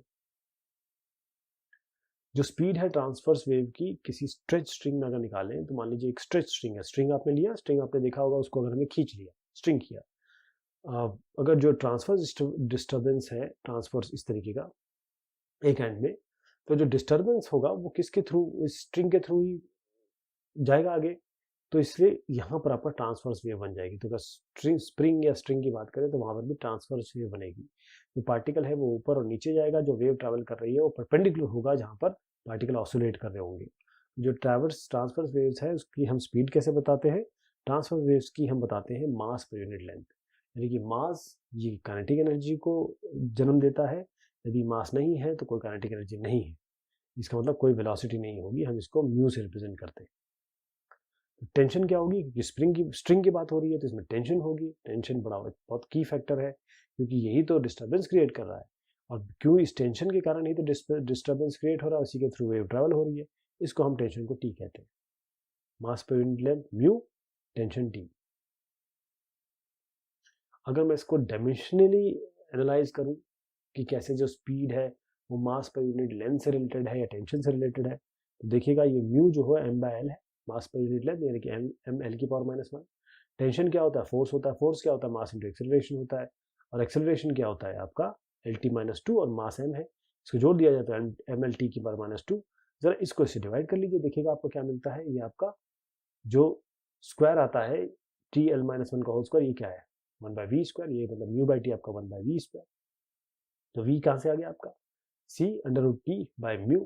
c इसमें आपका डायमेंशनलेस क्वांटिटी है। इसका मतलब ये है कि जो ये वैल्यू है आपकी है, ये डिपेंड करती है, जो प्रॉपर्टी है मीडियम की, फ्रीक्वेंसी पर डिपेंड नहीं करती, क्योंकि फ्रीक्वेंसी यहाँ पर नहीं है। अब स्पीड क्या होगी लॉन्गिट्यूडनल वेव की, अगर हम स्ट्रेच स्ट्रिंग की बात करें तो लॉन्गिट्यूडनल वेव की स्पीड हम कैसे डिटरमाइन करते हैं, कंप्यूट करते हैं। तो उसके लिए हमारे पास एक डेंसिटी है, बल्क मॉडुलस है। तो डेंसिटी जो लॉन्गिट्यूडनल वेव है ये किससे बनती है, लॉन्गिट्यूडनल मतलब लेंथ वाइज जो बनती है, या तो ये कंप्रेशन से बनेगी या रेयरफैक्शन से बनेगी। कंप्रेशन क्या होते हैं, जो पार्टिकल बहुत करीब है, रेयरफैक्शंस वो होते हैं पार्टिकल जो थोड़े से दूर हैं। तो अब डेंसिटी इसमें क्या रोल अदा कर रही है कि जिस जगह पे जो पार्टिकल्स बहुत करीब हैं यानी कि डेंस है, और कहीं बहुत कम डेंस है यानी स्पार्स है, तो इसीलिए डेंसिटी बहुत इंपॉर्टेंट रोल प्ले करती है। इसीलिए इसको हम डेंसिटी को रो से रिप्रेजेंट करते हैं। और जहाँ तक बल्क मॉडुलस की बात आती है, तो बल्क मॉडुलस क्या बताता है? बल्क मॉडुलस हमें बताता है कि जो चेंज है वॉल्यूम में, या वॉल्यूम जो मीडियम का है V, वो चेंज होता है जब इस पर प्रेशर अप्लाई हो रहा होता है। तो यानी कि अगर आपने प्रेशर अप्लाई किया तो वॉल्यूम बढ़ेगा, घटेगा, इस तरीके से। तो प्रेशर जो है वो वॉल्यूम को कंट्रोल कर रहा है।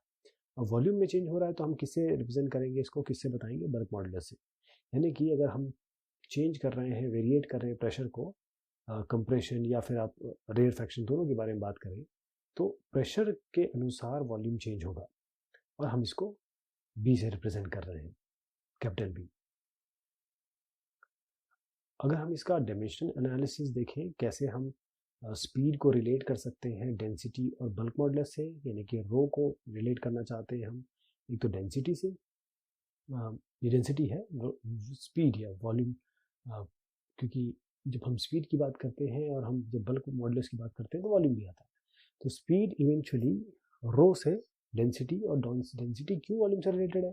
क्योंकि हम जानते हैं मास होता है रो इंटू वॉल्यूम, मास होता है डेंसिटी इंटू वॉल्यूम। तो अगर हम रो की बात करें तो ये होता है मास बाय वॉल्यूम, जैसे मैंने आपको बताया। अगर आप रो निकालना चाहें तो वॉल्यूम को इधर ले आइए, मास बाय वॉल्यूम। ये कितना हुआ? एम एल की पावर -3। तो बी क्या होता है? जो चेंज इन प्रेशर है और साथ में चेंज इन वॉल्यूम, इनका रेशियो। तो डेल्टा वी बाई वी, क्योंकि ये स्ट्रेन वाली क्वांटिटी थी, ये डिमेंशनलेस क्वांटिटी है, क्योंकि दोनों सिमिलर क्वांटिटी है, तो इसका कोई भी डिमेंशन नहीं होगा। और जहाँ तक हम प्रेशर की बात करें, प्रेशर होता है फोर्स बाय एरिया, फोर्स होता है mass into acceleration by area. तो मास के लिए m, एक्सेलरेशन के लिए एल टी की पावर -2, एरिया के लिए एल की पावर 2, इसको डिवाइड कर दीजिएगा, ये ऊपर ये नीचे। तो m एल की पावर -1, टी की पावर -1। अगर हम रो बाय बी लें, रो हम निकाल चुके, बी हम निकाल चुके, तो रो बाय बी आएगा, तो इसको इससे डिवाइड कर दीजिए, तो हमारे पास ये संख्या आ जाएगी, जो फिर से हमें बता रही है कि हम 1/v² की बात कर रहे हैं। यानी रो बाय बी 1/v² है। अगर v² को ऊपर ले जाए तो आएगा b बाय रो। अगर हम c को एक डिमेंशनलेस क्वांटिटी मांगे तो v क्या आ जाएगा? √ b बाय रो। तो अगर हम फ्लूइड्स की बात करें तो v = c b बाय रो। जहाँ हम सॉलिड्स की बात करेंगे तो वहाँ पर हम यहाँ तो बल्क मॉडुलस लगाते हैं, जब हम यहाँ सॉलिड्स की बात करते हैं तो हम यहाँ पर यंग मॉडुलस लगाते हैं। प्रिंसिपल क्या है? सुपरपोजिशन ऑफ वेव्स का।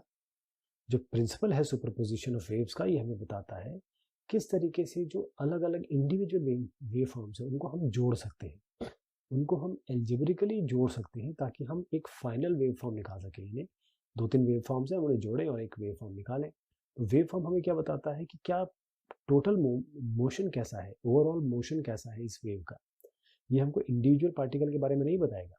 मान लीजिए हमारे पास 2 वेव्स हैं, तो अगर हम इनको सुपरइम्पोज करना चाहें, ऐड करना चाहें, मान लीजिए रिफ्लेक्शन है वेव्स का, तो हम कैसे करेंगे?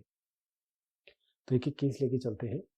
मान लीजिए एक केस 1 है, इसमें हम क्या करते हैं, 2 वेव लेते हैं जिनका फेज जो जो फेज में है एक दूसरे से। तो जब हम कह रहे हैं कि इनका एम्पलीट्यूड सेम है, इनका एंगुलर फ्रिक्वेंसी सेम है, और एंगुलर ये वेव नंबर भी के भी सेम है, तो अगर हम वेव वन को रिप्रेजेंट कर लें, मान लीजिए y1 से, y1x, t, यही आ जाएगा क्योंकि दोनों का सेम है। तो हम यहाँ पर a1 वगैरह नहीं लिखते हैं, ना ही ω1 वगैरह लिखते हैं। अगर वेव 2 की बात करें तो y2x, t लिखेंगे और सेम चीज़ यहाँ लिख देंगे, क्योंकि दोनों सेम मान रहे हैं हम लोग। तो जो प्रिंसिपल ऑफ सुपरइम्पोजिशन कहता है कि अगर हम इन दोनों को जोड़ लें तो क्या आएगा, ये इन दोनों को प्लस कर लीजिए, तो 2a sin kx - ωt आ जाएगा। ये भी फेज में होगा जो इंडिविजुअल वेव्स है, लेकिन जो एम्पलीट्यूड है वो थोड़ी बढ़ गई, 2a हो गई। देखिए ये a है, ये a है, दोनों को जोड़ के 2a आ गई ना, तो 2a हो गई आपकी एम्पलीट्यूड। तो हुआ ये आपके पास ये पहली थी, ये दूसरी थी, दोनों का जो फेज है बिल्कुल सेम है, दोनों की सब चीज़ें सेम है, एम्पलीट्यूड भी सेम है, एंगुलर फ्रिक्वेंसी भी सेम है, ऐसे आपका एंगुलर वेव नंबर भी सेम है। तो जब इन दोनों को जोड़ेंगे, सुपर इम्पोज करेंगे, तो दोनों जुड़ के क्या आ जाएंगे, ये वेवफॉर्म आएगी, बिल्कुल सेम होगी, बट केवल एम्पलीट्यूड जो होता है डबल हो जाएगी। मान लीजिए इसका ए था, यहाँ से यहाँ तक ये ए था, यहाँ से यहाँ तक ये ए था, तो a + a 2a हो जाएगा यहाँ से, बस ये समझ लीजिएगा। तो वेव 1 ये है, वेव 2 ये है, ये दोनों की दोनों वेव्स हैं, जैसे ही वो जुड़ेंगी ये आएगी और ये इसके साथ जुड़ेगी तो ये और ऊपर हो जाएगी। तो ये आप वेव फॉर्म देख रहे हैं। लेकिन एक बार ये सुपर इम्पोज करने के बाद बड़ी वेव बनाएगी, लेकिन जैसे ही अगर वो अपोजिट डायरेक्शन में जाने लगे तो ये अपनी आधा भाग ले जाएगी, ये अपना आधा भाग यहाँ ले जाएगी। एक केस टू देखिए। केस टू में क्या हो रहा है कि अब जो दोनों वेव्स हैं ये इन फेज नहीं आउट ऑफ फेज है, यानी जो फाई है जीरो नहीं है, ये पाई है, 180 डिग्री है। तो अगर हम एक को रिप्रेजेंट करें y1 x, t से, हमने कहा कि एम्पलीट्यूड वगैरह सब सेम है, हमने बस ये कहा कि अगर ये kx माइनस ओमेगा टी है तो अगली जो होगी उसका जो फाई होगा वो इससे पाई की दूरी पे होगा। तो kx माइनस ओमेगा टी तक तो ठीक था, हमने पाई इसमें और जोड़ दिया तो ये पाई से फेज डिफरेंस आ गया। अब जो y2 है इसको क्या हम किसी तरीके से लिख सकते हैं? हाँ बिल्कुल लिख सकते हैं। हम क्या करेंगे, इसको थोड़ा सा इस तरीके से लिखेंगे, इस पाई को इधर लाइए और पाई माइनस के एक्स माइनस ओमेगा टी लिख दीजिए, माइनस के एक्स प्लस ओमेगा टी। बिल्कुल सेम चीज़ लिखी है, ये चीज़ और ये चीज़ बिल्कुल सेम है, लेकिन हम जानते हैं साइन पाई माइनस थीटा क्या होता है? साइन पाई माइनस थीटा होता है माइनस साइन थीटा, राइट?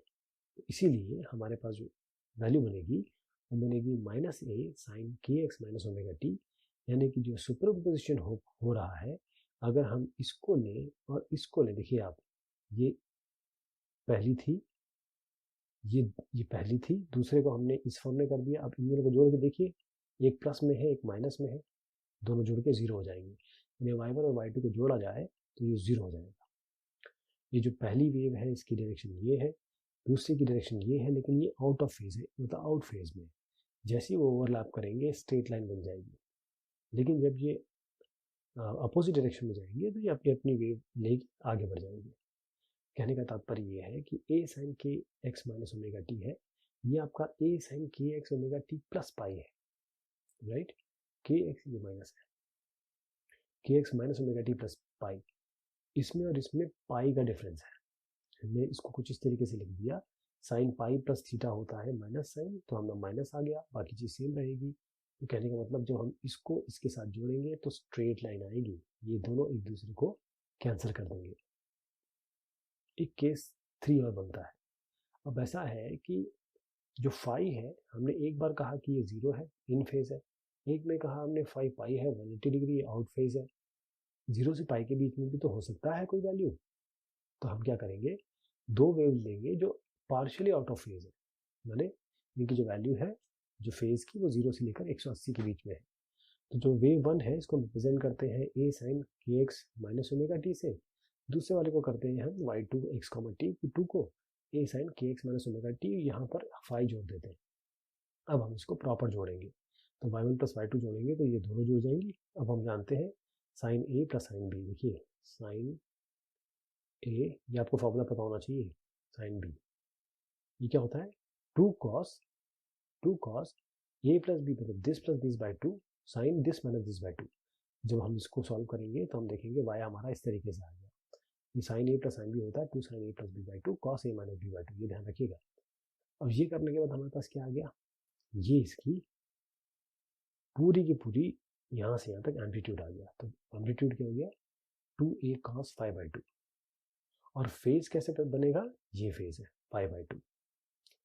तो अगर एक है ए साइन के एक्स माइनस ओमेगा टी, एक इधर की तरफ आ रही है या फिर उसी डायरेक्शन में जा रही है, ए साइन के x minus omega T plus five, five जो है आपका 0 से 180 डिग्री के बीच में है, तो जब ये जुड़ जाएगा तो कुछ इस तरीके से बनेगा, ये इसका एम्पलीट्यूड होगा, ये इसका फेज होगा फाइनल, जो दोनों जुड़ के आएंगे। Reflection of waves, reflection of wave क्या है, रिफ्लेक्शन वेव का मतलब ये है कि अगर किसी मटेरियल से किसी ऑब्जेक्ट से ये वेव टकराएगी तो वापस भी टकरा के आएगी, और जब टकरा के आएगी तो हम इसे कहेंगे कि ये वेव्स रिफ्लेक्ट हो गई है।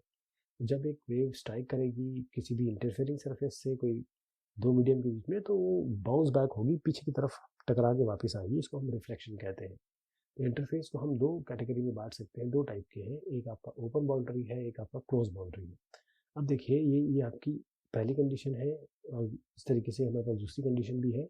जब एक वेव स्ट्राइक करेगी किसी इंटरफेस पे ओपन बाउंड्री में, तो हम अगर ओपन बाउंड्री की बात करें तो वो रिफ्लेक्ट होगी, साथ में रिफ्रैक्ट भी होगी, रिफ्लेक्ट होगी साथ में रिफ्रैक्ट भी होगी। लेकिन अगर रिजिड बाउंड्री है, ऐसी बाउंड्री जो रिजिड है, क्लोज बाउंड्री है, तो वो पूरी की पूरी तरीके से रिफ्लेक्ट हो जाएगी। जैसे अगर आप किसी बंद कमरे में हैं और आप आवाज़ लगाएंगे तो वो इको इको करके वापस आ जाएगी आवाज़, वेव स्ट्राइकिंग वॉल। तो एक पल्स इंसिडेंट अगर आप देखें, जैसे स्ट्रिंग की बात करें, आपने उसको टाई किया स्ट्रिंग में और धागा जो है इसको हिलाया, तो आप देखेंगे कि धागा या रस्सी उधर जाके आपके स्ट्रिंग दीवार से टकराएगी और उसके बाद देखेंगे कि हल्की सी थोड़ी वापस भी आएगी। कहने का मतलब ये है कि जो रिफ्लेक्टेड पल्स है वो वापस आएगी, रिफ्लेक्शन होगा उसका। और रिफ्लेक्शन जो रिजिड बॉडी पे हो रहा है उसको कैसे हम रिप्रेजेंट करेंगे? मान लीजिए एक स्ट्रिंग है जो आपने इस तरीके से, स्ट्रिंग है और यहाँ पर ये आपकी रिजिड वॉल है, तो जब इंसिडेंट वे इसको हिट कर रही वॉल को तो एक एक्स्ट्रा फोर्स इस वॉल पे लगेगा। न्यूटन थर्ड लॉ मोशन क्या कहता है कि अगर आपने इस पे फोर्स लगाया दीवार पे, तो दीवार भी मानने वाली नहीं है, वो आप पे फोर्स लगाएगी, इक्वल अपोजिट फोर्स लगेगा उसी मैग्नीट्यूड का स्ट्रिंग पे। अब क्योंकि वॉल रिजिड है, वॉल तो कहीं जाने वाली नहीं, वो तो खड़ी रहेगी। इसका मतलब कोई वॉल उसकी बाउंड्री पे तो बनने वाली नहीं है। इसका मतलब ये है कि एम्पलीट्यूड इस बाउंड्री पे जीरो हो जाएगा। लेकिन जो रिफ्लेक्ट होगी वेव और जो इंसिडेंट होगी, इंसिडेंट हुई और रिफ्लेक्ट भी हुई, वो क्या होगी? कंप्लीटली आउट ऑफ फेज होगी। एक इधर जा रही है, इधर टकरा के ये एकदम वापस आ रही है, दोनों जो है 180 डिग्री फेज पे है, मतलब 5 पाई है ना। तो y अगर हम एक्स टी कहें, ए साइन की एक्स माइनस ओमेगा टी, तो ये आई हम कहें अब आई ये इंसिडेंट है। वाई आर जो है आपका रिफ्लेक्ट जो हो रही है, उसको हमने कहा ए साइन के x plus omega T plus आपका पाई कर दिया इसको। ये किस तरीके से आएगा? माइनस, क्योंकि पाई ए साइन प्लस पाई, ए साइन पाई प्लस थीटा होता है माइनस, है ना, माइनस यहाँ पर आ जाएगा। तो सुपर पोजिशन प्रिंसिपल से देखें तो इन दोनों को जोड़े तो आपको क्या मिलेगा? जीरो। इंसिडेंट और रिफ्लेक्टेड को जोड़ेंगे तो जीरो मिलेगा रिजिड बाउंड्री पे। तो रिफ्लेक्शन, अगर कंक्लूजन करना चाहें इसका, तो रिफ्लेक्शन किसी रिजिड बॉडी पे वो पाई पे रिवर्स करेगा, 180 डिग्री पे करेगा। ये जो छोटे मियाँ हैं इन्होंने एक इंसिडेंट रे भेजी और फिर रिफ्लेक्टेड आई, जैसे रिफ्लेक्टेड आई जो आप देख रहे हैं यहाँ पर, जो एम्पलीट्यूड इसका तो जीरो रहा वॉल का, जो इंसिडेंट और रिफ्लेक्टेड वेव है वो आउट ऑफ फेज है, इसलिए आपको यहाँ इस तरीके से लाइन मिलेगी। अब मान लीजिए ओपन बाउंड्री है, जो रिफ्लेक्शन हो अगर ओपन बाउंड्री पे देखें तो रिफ्लेक्शन जो ओपन बाउंड्री पे होगा वो बगैर किसी फेज चेंज को होगा। यहाँ पर क्या होगा कि जो बाउंड्री पल्स है, क्योंकि वो ये रिजिड नहीं है, ये भी अपनी कुछ जनरेट करेगी, तो एम्पलीट्यूड जो होगा बाउंड्री पे यहाँ पर मैक्सिमम हो जाएगा। इसका मतलब जो रिफ्लेक्टेड वेव है, मतलब जो इंसिडेंट हुई, जो रिफ्लेक्टेड वेव हुई, वो आपके एक ही फेज में होगी, तो इसका मतलब जो है फाई आपका जीरो हो जाएगा। तो ए साइन के एक्स माइनस ओमेगा टी, यहाँ पर आप इंसिडेंट कहिए, रिफ्लेक्टेड में आप ए के एक्स माइनस ओमेगा टी करिए, क्योंकि प्लस जीरो प्लस फाइव में जीरो आएगा, दोनों को जोड़ दीजिए आपका, तो ये टू दोनों जुड़ जाएंगे, टू ए साइन के एक्स माइनस ओमेगा टी आ जाएगा। स्टैंडिंग या स्टेशनरी वेव, तो स्टैंडिंग या स्टेशनरी वेव क्या होता है? एक स्टेशनरी वेव एक इस टाइप की वेव होती है जो मूव नहीं कर रही, यानी कि वो रेस्ट पे है। जब दो वेव्स जिसकी सेम फ्रीक्वेंसी है, सेम वेवलेंथ है, सेम एम्पलीट्यूड है, अगर ये अपोजिट डायरेक्शंस में आ रही तो ये इंटरफेयर करेंगी। तो जैसे ही इंटरफेयर करेंगी, इसका मतलब आपको एक स्टैंडिंग वेव मिलेगा। एक इधर से जा रही है, एक इधर से आ रही है, दोनों जब आपस में मिलेंगी तो आपको ये स्टैंडिंग वेव मिलेगी। तो स्टैंडिंग वेव की कुछ कंडीशंस हैं। पहली चीज़ तो ये है कि दो ट्रैवलिंग वेव्स वो आपको स्टैंडिंग वेव दे सकती हैं यदि वो अपोजिट डायरेक्शन में आ रही हो और उनका एम्पलीट्यूड और फ्रीक्वेंसी, न्यू से कह सकते हैं, एम्पलीट्यूड और फ्रीक्वेंसी दोनों बराबर होना चाहिए। कई ऐसे इंस्टेंस हैं जहाँ पर जो पीक है दोनों की वो ओवरलैप हो जाएगी, यानी कि दोनों की जो पीक है वो जुड़ के एक बड़ी पीक बन जाएगी। कई ऐसी जगह होगी जहाँ पर एक पीक दूसरे पीक, एक की पीक अगर पॉजिटिव में, दूसरे की पीक इसकी उल्टी होगी तो नेगेटिव हो जाएगी, यानी कि आप अगर दोनों को जोड़ेंगे तो जीरो मिलेगा। तो क्योंकि स्टैंडिंग वेव हमें पे प्रोड्यूस हो रही है, इसलिए जो स्टेशनरी वेव है या वेव फॉर्म है ये मूव नहीं करेगा, ये स्टेशनरी दिखाई देगा। अब एक्सप्लेनेशन इसका कैसे देंगे? मान लीजिए एक वेव आपकी, जो अभी आपने फिगर देखा, उसमें एक रिजिड वॉल है जो मूव नहीं कर रहा है, तो जब इंसिडेंट वेव इस पे जाएगी तो रिफ्लेक्ट आ जाएगी वापस, पाई इसका फेज डिफरेंस होगा। अगर सेकंड वेव देखें तो जो रिफ्लेक्टेड वेव है वो कहाँ करेगी, वो लेफ्ट की तरफ आएगी। एक और इंसिडेंट वेव को मिल रहा है, वो राइट की तरफ जा रही है। तो जो इंसिडेंट वेव है जो टकरा रही है, वो कंटिन्यूसली लेफ्ट टू राइट आ रही है, और जो रिफ्लेक्टेड वेव है वो हमेशा राइट टू लेफ्ट आ रही है। मतलब एक ही इंस्टेंट ऑफ टाइम पे दो वेव्स होंगी, जो राइट से लेफ्ट जा रही होगी, और एक going to right and going towards left, मतलब एक इधर जा रही होगी उसी समय इधर आ रही होगी। यहाँ पर ये है कि आपको ओवरलैप मिलेगा, तो इसी ओवरलैपिंग के कारण आपको स्टैंडिंग वेव मिलती है। इसको अगर मैथमेटिकली दिखाना चाहें तो जो वेव ट्रैवल कर रही है लेफ्ट की तरफ, y1 x, t को हम a sin kx minus omega T कहेंगे। जैसे हम इसको रिफ्लेक्टेड कहेंगे तो यहाँ पर हम प्लस कर देते हैं, है ना, ये माइनस को प्लस कर देते हैं बस, तो a sin kx plus omega T. और प्रिंसिपल ऑफ सुपरपोजिशन क्या कहता है, ये इंसिडेंट और रिफ्लेक्टेड को जोड़ दीजिए, यानी कि इसको और इसको जोड़ दीजिए, तो इधर को जोड़ दिया। अब इसको हम जानते हैं कि a कॉमन ले लें, sign A plus sine B का फॉर्मूला क्या होता है, वो ये होता है 2a sin kx plus cos omega T. ये जो है आपका इक्वेशन, ये बताता है आपको स्टैंडिंग वेव का एक्सप्रेशन। ये स्टैंडिंग वेव का एक्सप्रेशन है। एम्पलीट्यूड इसमें है 2a sin kx। जो एम्पलीट्यूड है ये डिपेंडेंट है पोजीशन पे, देखिएगा x पे डिपेंडेंट है ये। और जो कॉस ओमेगा टी है ये क्योंकि t है इसमें, तो ये टाइम डिपेंडेंट हो गया, या ये कहें कि फेज पे डिपेंडेंट हो गया स्टैंडिंग वेव के। ट्रैवलिंग वेव और स्टेशनरी वेव में क्या अंतर है? ये ट्रैवलिंग वेव है, ये स्टेशनरी वेव है। स्टेशनरी वेव आपको इस तरीके से दिखाई देगी, बिल्कुल सीधी। ट्रैवलिंग वेव आपको बाकायदा आती जाती हुई पोजीशन में दिखाई देगी, प्रोग्रेसिव वेव दिखाई देगी।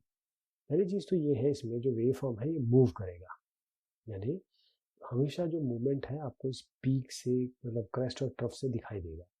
ये यहाँ पर जो वेव फॉर्म है ये मूव नहीं करेगा। मतलब अगर इसमें वाकई इसमें पीक्स है भी, मान लीजिए इसमें कुछ पीक्स है भी, तो ये मूव नहीं करेंगी, वहीं आपको खड़ी हुई दिखाई देंगी। जो वेव एम्पलीट्यूड है इस केस में, ट्रैवलिंग वेव में, वो बिल्कुल सेम होगा जो भी एलिमेंट आ रहे हैं उस मीडियम के, denoted by A, capital A. लेकिन जो वेव एम्पलीट्यूड होगा यहाँ पर हर एक जगह अलग होगा, डिफरेंट एलिमेंट के लिए डिफरेंट होगा। इसको हम ए साइन के एक्स रिप्रेजेंट करते हैं। यहाँ पर आपका जो एम्पलीट्यूड है ये डिपेंडेंट नहीं है जो पोजीशन है एलिमेंट की। आप खुद देख लें, यहाँ पर जो ए है वो कहाँ है, पोजीशन तो है ही नहीं इसमें, लेकिन यहाँ पर जो एम्पलीट्यूड है ये पूरा का पूरा एम्पलीट्यूड है आपका, है ना, यहाँ से यहाँ तक। ये जो एम्पलीट्यूड दिखा रहा है आपका, इसमें आपका पोजीशन आ रहा है, पोजीशन आ रहा है ना, तो पोजीशन पे डिपेंडेंट है ये, यहाँ नहीं है कहीं भी। ये केवल nodes and anti nodes of standing wave. जो एम्पलीट्यूड होता है, यानी कितना मैक्सिमम वाइब्रेशन होगा किसी मटेरियल का अगर उसमें एनर्जी दी जाए, जो एम्पलीट्यूड है स्टैंडिंग वेव की, वो पूरी वेव में एक जैसा नहीं होता, चेंज होता रहता है। एम्पलीट्यूड मतलब होता है, मतलब अगर मैं इस तरीके से वेव दिखाऊं और ये इस तरीके से लाइन बनाऊं, तो ये मैक्सिमम कितना गया उतना है। देखिए यहाँ पर तो एम्पलीट्यूड कुछ और है, यहाँ एम्पलीट्यूड कुछ और है, तो इसका मतलब ये एक्स के हिसाब से चेंज होता रहता है। कई पोजीशन पे जो वैल्यू होगी एम्पलीट्यूड की वो सबसे ज़्यादा होगी, कई जगह पे जीरो भी होगी। देखिए यहाँ पर जीरो है, यहाँ पर मैक्सिमम है। जो नोड्स हैं और एंटी नोड्स क्या हुए, फिर नोड बताता है वो पोजीशन जहाँ पर जीरो एम्पलीट्यूड है, यानी कि ये आपके नोड्स हुए, ये नोड्स हुए, ये नोड्स हुए, ये नोड्स हुए। और एंटी नोड्स क्या होते हैं, जिस जगह पे आपका मैक्सिमम एम्पलीट्यूड होता है, यानी कि ये पोजीशन, ये पोजीशन, ये पोजीशन, ये पोजीशन, ये सारी के सारे आपके एंटी नोड्स की श्रेणी में आते हैं। तो नोड्स क्या हुए, जहाँ पर आपका एम्पलीट्यूड जीरो है, जहाँ पर ए इक्वल टू जीरो आ गया, वो आपका नोड्स होते हैं। तो अगर हम स्टैंडिंग वेव की बात करें तो एम्पलीट्यूड किससे दिया जाता है, 2a sin kx। अगर हम ये कह रहे हैं ये नोड है, तो 2a sin kx को जीरो रखना पड़ेगा, यानी कि sin kx जीरो है, kx इसका मतलब n पाई, kx आपका n पाई के बराबर है। अगर n पाई वैल्यू होगी तो साइन के अंदर जो थीटा होगा, बेसिकली अगर साइन थीटा जीरो है, इसका मतलब थीटा जो होगा n पाई होगा, n 1 2 3 कुछ भी हो सकता है। तो kx किसके बराबर हो जाएगा, kx हो जाएगा n पाई के बराबर। जो वैल्यू x की है वो आपको पोजीशन बता रही है उन नोड्स की जब एम्पलीट्यूड 0 होगा। तो इसको अगर हम रीअरेंज करें तो x किससे मिलेगा, n पाई बाई k से, ठीक है। और अगर आपको k चाहिए तो कैसे करेंगे, हम जानते हैं ये हमारे पास k क्या होता है, जो नंबर होता है वेव नंबर, k जो होता है वो 2 पाई बाई लैम्डा होता है, ये हम सीख चुके हैं। तो अगर हम इस k को यहाँ रख दें तो x कहाँ से आ जाएगा, x इस k की जगह 2 पाई बाई लैम्डा रखें तो आपके पास x बन जाएगा n लैम्डा बाई 2, राइट, इन दोनों इक्वेशन से। तो जो पोजीशन है नोड की वो आप देखिए कितनी आसानी से निकल पा रही है, ये पोजीशन ये पोजीशन ये पोजीशन ये सब क्या है, n लैम्डा बाई 2, n की जगह 1 रखिए लैम्डा बाई 2, n की जगह 2 रखिए लैम्डा, ये लैम्डा एक बार n लैम्डा आएगा, एक बार लैम्डा आएगा, एक बार 2 रखिए तो 3 रखिए तो 3 लैम्डा 3 लैम्डा बाई 2 आएगा, 4 रखें तो 4 बाई 2 लैम्डा यानी कि 2 लैम्डा आएगा। तो जो आधा है वेवलेंथ का वो दो कंसेक्यूटिव नोड्स को अलग करता है, यानी कि ये और ये इनके बीच में डिस्टेंस रहेगा लैम्डा बाई 2, इसके और इसके बीच में डिस्टेंस रहेगा लैम्डा बाई 2। अब एंटी नोड्स क्या हुए, एंटी नोड वो पॉइंट हुए जहाँ पर एम्पलीट्यूड मैक्सिमम होती है, यानी कि अगर आप एम्पलीट्यूड लें स्टैंडिंग वेव का तो 2a sin kx होता है, बेसिकली 2a sin kx आप मैक्सिमम चाह रहे हैं, sin kx मैक्सिमम हमको चाहिए तो इसका मतलब sin kx आपका मैक्सिमम होना चाहिए, sin kx 1 होना चाहिए। हम जानते हैं साइन की वैल्यू जो वेरी करती है वो होती है -1 से और +1 तक, तो मैक्सिमम वैल्यू +1 हुई। देखिए साइन 0 0 होता है, साइन पाई बाई 2 क्या होता है, ये 1 होता है। इसी तरीके से साइन पाई करेंगे फिर ये 0 हो जाएगा, तो साइन 3 पाई बाई 2 करेंगे तो फिर से 1 हो जाएगा। कहने का मतलब ये है कि अगर हमने पाई बाई 2 3 पाई बाई 2 इस तरीके से करेंगे तो 1 आएगा, यानी कि आप कहें 2n+1 पाई बाई 2, n की जगह 0 रखें तो पाई बाई 2, n की जगह 1 रखें तो 3 पाई बाई 2। तो ये जो होगा बेसिकली x जो होगा, अगर मैं इसको इससे इक्वेट करूं तो kx होगा 2n+1 पाई बाई 2, बस इसको रिलेशन को आप मेंटेन करना, यही यहाँ पर दिया हुआ 2n+1 पाई बाई 2। तो n जो है वो 0 1 2 3 4 रखेंगे कि आपका जो k अगर आप चाहते हैं तो k को इसको नीचे ले आइए, या फिर x चाहते हैं तो k को नीचे ले आइए, और k चाहते हैं तो x को नीचे ले आइए, इस तरीके से ये एंटी नोड्स बनेगा। तो देखिए यहाँ पर जो केस बन रहा है, यहाँ से यहाँ तक एक पाई बाई 2 है, यहाँ से यहाँ तक पाई बाई 2 है, इस तरीके से। तो जो फॉर्मेशन है स्टैंडिंग वेव की एक स्ट्रेच स्ट्रिंग में कुछ इस तरीके से दिखाई देगी। दो साइनसोइडल अगर वेव्स हैं जिनका एम्पलीट्यूड सेम है, अगर ये ट्रैवल कर रहे हैं स्ट्रिंग में अपोजिट डायरेक्शन में, एक इस डायरेक्शन में कर रहा है एक इस डायरेक्शन में कर रहा है, तो जो पिक्चर आपको यहाँ दिखाई दे रही है ये अलग अलग स्टेट बता रहे हैं डिस्प्लेसमेंट की अलग अलग टाइम पे। अगर t इक्वल टी बाई 10 है तो ऐसा होगा, 2/10t है तो ऐसे होगा, 3/10t होगा तो 4/10t होगा तो ऐसे होगा। यानी कि जो डिस्प्लेसमेंट है पोजीशन जहाँ पर आप n ये कर रहे हैं इस जगह पे हमेशा ये 0 ही रहेगी। देखिए हर पॉइंट पे ये 0 ही आ रहा है ना। जो इन पॉइंट्स को हम नोड्स कहेंगे, इन पॉइंट्स को नोड कहेंगे। तो जो हाफ वेवलेंथ होता है ये कॉन्जिक्यूटिव नोड्स को भी अलग करता है, और एंटी नोड्स ये कहाँ है, ये नोड्स के बीच में, यानी कि अगर ये नोड है लैम्डा बाई 2, और ये एंटी नोड है ये एंटी नोड है, ये भी तो लैम्डा बाई 2 ही है ना, ये भी तो लैम्डा बाई 2 है। तो नोड्स और एंटी नोड्स जो सिस्टम है अगर क्लोज्ड है दोनों एंड्स पे तब क्या होगा, तो अगर सिस्टम बंद है क्लोज है दोनों एंड पे, इसका मतलब कि है दोनों ही बाउंड्री ये बाउंड्री दोनों की दोनों आपकी रिजिड है। तो जब रिजिड बॉडी होगी इसका मतलब ये बाउंड्रीज जो बड़ी बड़ी बाउंड्रीज है इनमें कोई डिस्प्लेसमेंट तो होगा नहीं। इसका मतलब ये है कि जो बाउंड्री का एम्पलीट्यूड वो 0 होगा, इसका मतलब नोड जो है वो बाउंड्री पे बनेंगे, यहाँ पर कोई मूवमेंट नहीं होगा तो नोड बाउंड्री पे बनेंगे। जो स्टैंडिंग वेव्स हैं किसी कोई भी स्ट्रिंग ले लीजिए जिसकी लेंथ एल हो, वो फिक्स होगी दोनों एंड पे और उसका भी रिस्ट्रिक्टेड वेवलेंथ होगा। इसका मतलब ये है कि वेव वाइब्रेट करेगी किसी स्पेसिफिक वैल्यू के वेवलेंथ के हिसाब से, दोनों एंड पे नोड्स बनेंगे, एम्पलीट्यूड यहाँ पर 0 होगा, इस जगह पे एम्पलीट्यूड 0 होगा, यहाँ पर एम्पलीट्यूड 0 है, इसका मतलब सीधी सी बात है यहाँ नोड्स बनने वाला है। तो नोड का एक्सप्रेशन हम जान चुके थे, x equal to n lambda by 2, जहाँ जो बिल्कुल ट्रू है, अगर x इक्वल टू 0 ले लीजिए, एल ले लीजिए, रख के देख लीजिए यहाँ पर, अगर x एल है तो आपका एल क्या है, एन लैम्डा बाई 2, लैम्डा कितना आ जाएगा 12 है। इसी एक्सप्रेशन को थोड़ा सा रीअरेंज कर लिया। अब लैम्डा ये वो value cannot take any value, लेकिन वो कौन सी वैल्यू ले सकती है? सारी वैल्यू नहीं ले सकती, वो वैल्यू वही लेगी जो ये सेटिस्फाई करेगा। समझिए आप, एन को 1 रखिए, जो वैल्यू आएगी वो लैम्डा लेगा। 2 रखिए तो 2l/n, मतलब 2 कैंसिल हो जाएगा, l मतलब ये एक बार में मैं n 2l/n है, n की जगह मैं 1 रखता हूँ तो 2l आएगी, n की जगह 2 रखते हैं तो कितना आ जाएगा, l आ जाएगा।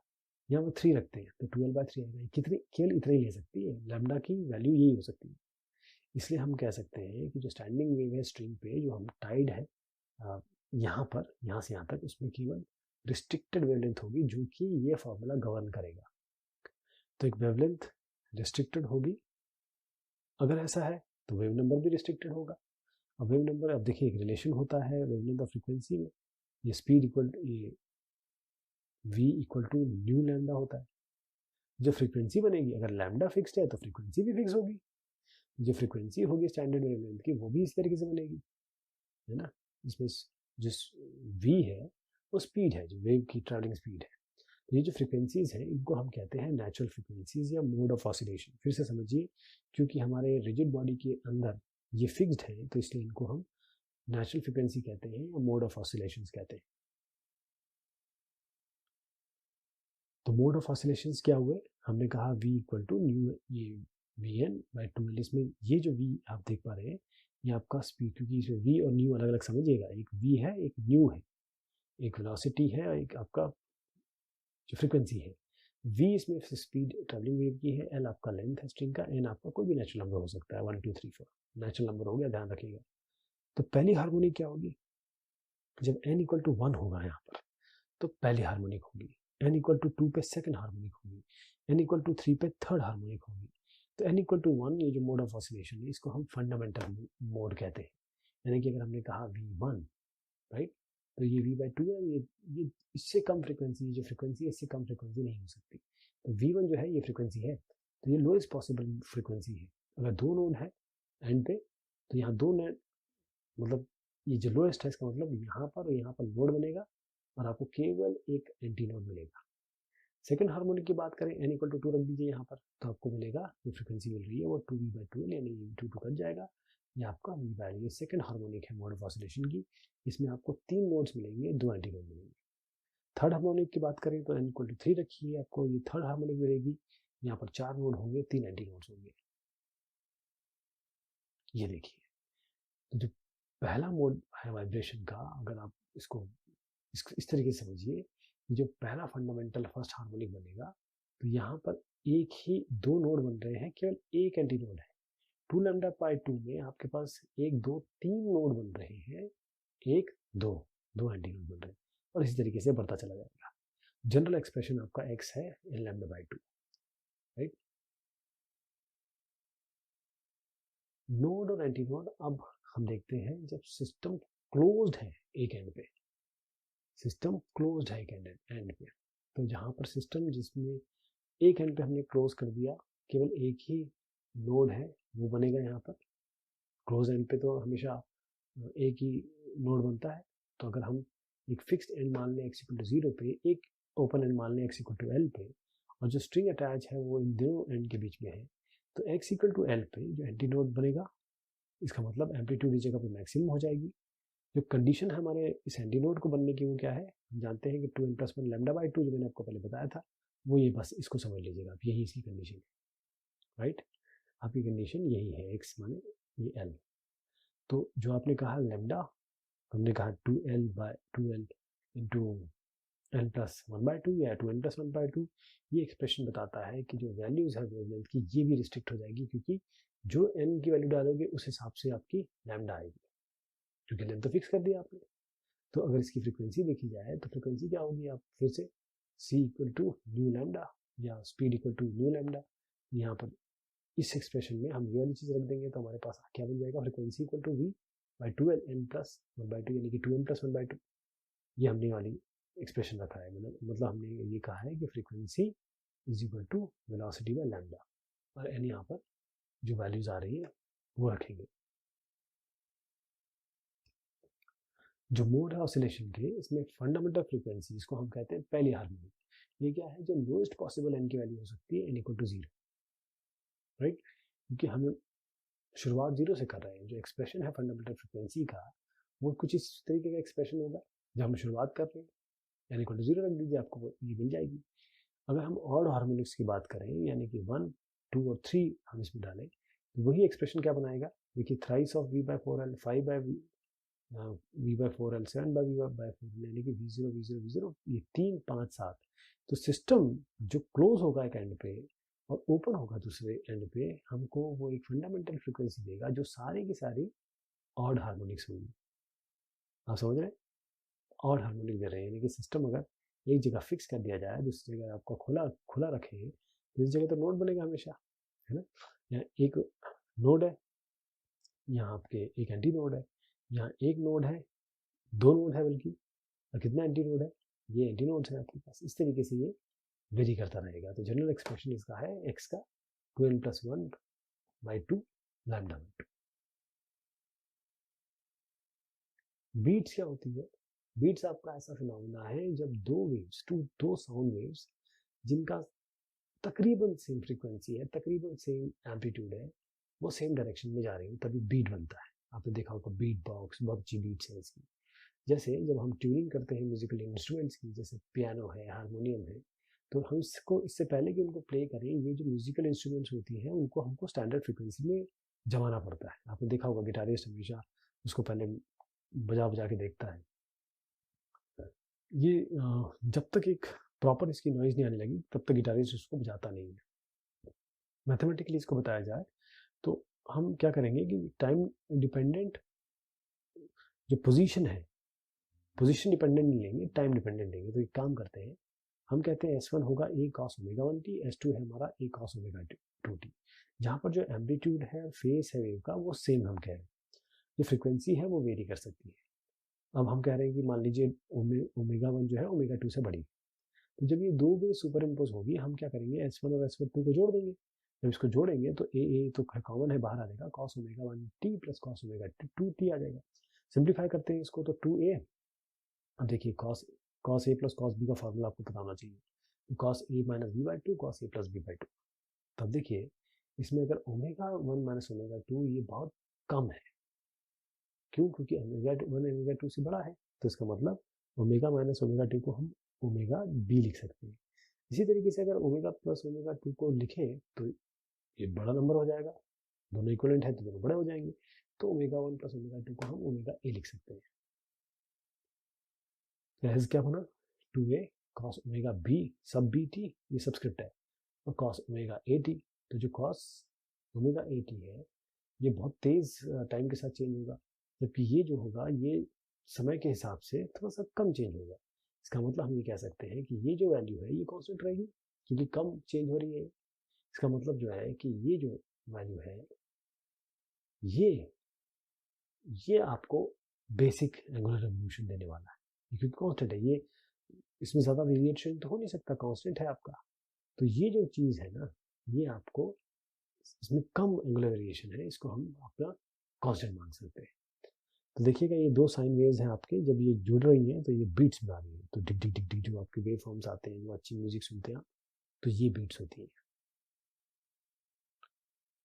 तो बीट की फ्रीक्वेंसी क्या होगी, बीट की फ्रीक्वेंसी कैसे बनाएंगे हम, बीट की फ्रीक्वेंसी हम इस तरीके से बता सकते हैं कि दो वेव्स की फ्रीक्वेंसीज का डिफरेंस। अगर कोई वेव है जिसकी फ्रीक्वेंसी ω1 हम ले रहे हैं, एक और फ्रीक्वेंसी बीट की हम ω2 ले रहे हैं, तो जो बीट फ्रीक्वेंसी क्या होगी, दोनों का सब्ट्रैक्शन। हम इसको ओमेगा से रिप्रेजेंट करेगा, ओमेगा होता है 2π इंटू ये फ्रीक्वेंसी है, तो जो ओमेगा बीट होगा वो v1 माइनस, मतलब v1 नहीं है, ये बेसिकली फ्रीक्वेंसी है, इसको न्यू मानिएगा, न्यू बीट इक्वल टू न्यू1 माइनस न्यू2, यानी कि ये दोनों लीजिए, दोनों को देखिएगा तो आपका ये डिफरेंस इस तरीके से आएगा। डॉपलर इफेक्ट क्या होता है, डॉपलर इफेक्ट एक ऐसा फिनोमेना है जहां पर फ्रीक्वेंसी चेंज हो रही है, किसके कारण, मोशन के कारण। गाड़ी, जैसे आप एक एग्जांपल देता हूँ, एक ट्रक है, वो आपके बड़े करीब आ रहा है, जैसे ही आपके करीब आएगा आप देखेंगे कि उसकी आवाज़ बिल्कुल बढ़ जाएगी, और जैसे ही वो आपके घर से थोड़ा दूर निकल जाएगा तो आपका आपका उसकी आवाज़ कम हो जाएगी। लेकिन जैसे ही वो आपके घर के सामने रहेगा, उसकी साउंड, उसकी जो नॉइस आ रही होगी वो सबसे ज़्यादा होगी। इसको हम डॉपलर इफेक्ट कहते हैं। जो पर्सन जैसे आप हैं घर में बैठे हुए उनको हम ऑब्जर्वर कहेंगे, और जो साउंड वेव है जहाँ से चीज़ें जनरेट हो रही है, जैसे ट्रक से जनरेट हो रही है, तो इस ट्रक को हम सोर्स कहेंगे।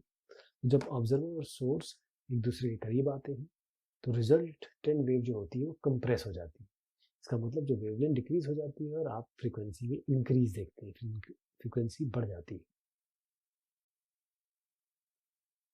तो ये कुछ फिजिकल क्वांटिटीज है जिसके सिंबल है, डायमेंशन है, यूनिट है, रिमार्क्स है। तो वेवलेंथ देखिएगा लैम्डा, ये डिस्टेंस है दो दो कॉन्जिक्यूटिव पॉइंट्स जिनके फेज सेम होने चाहिए, लैम्डा से रिप्रेजेंट करते हैं। यूनिट इसकी मीटर है।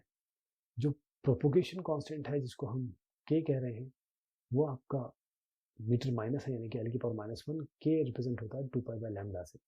वेव स्पीड जो है वी से रिप्रेजेंट करते हैं, स्पीड क्योंकि है इसलिए एम मीटर पर सेकंड में नापी जा रही है। ये हो जाता है v equal to nu lambda.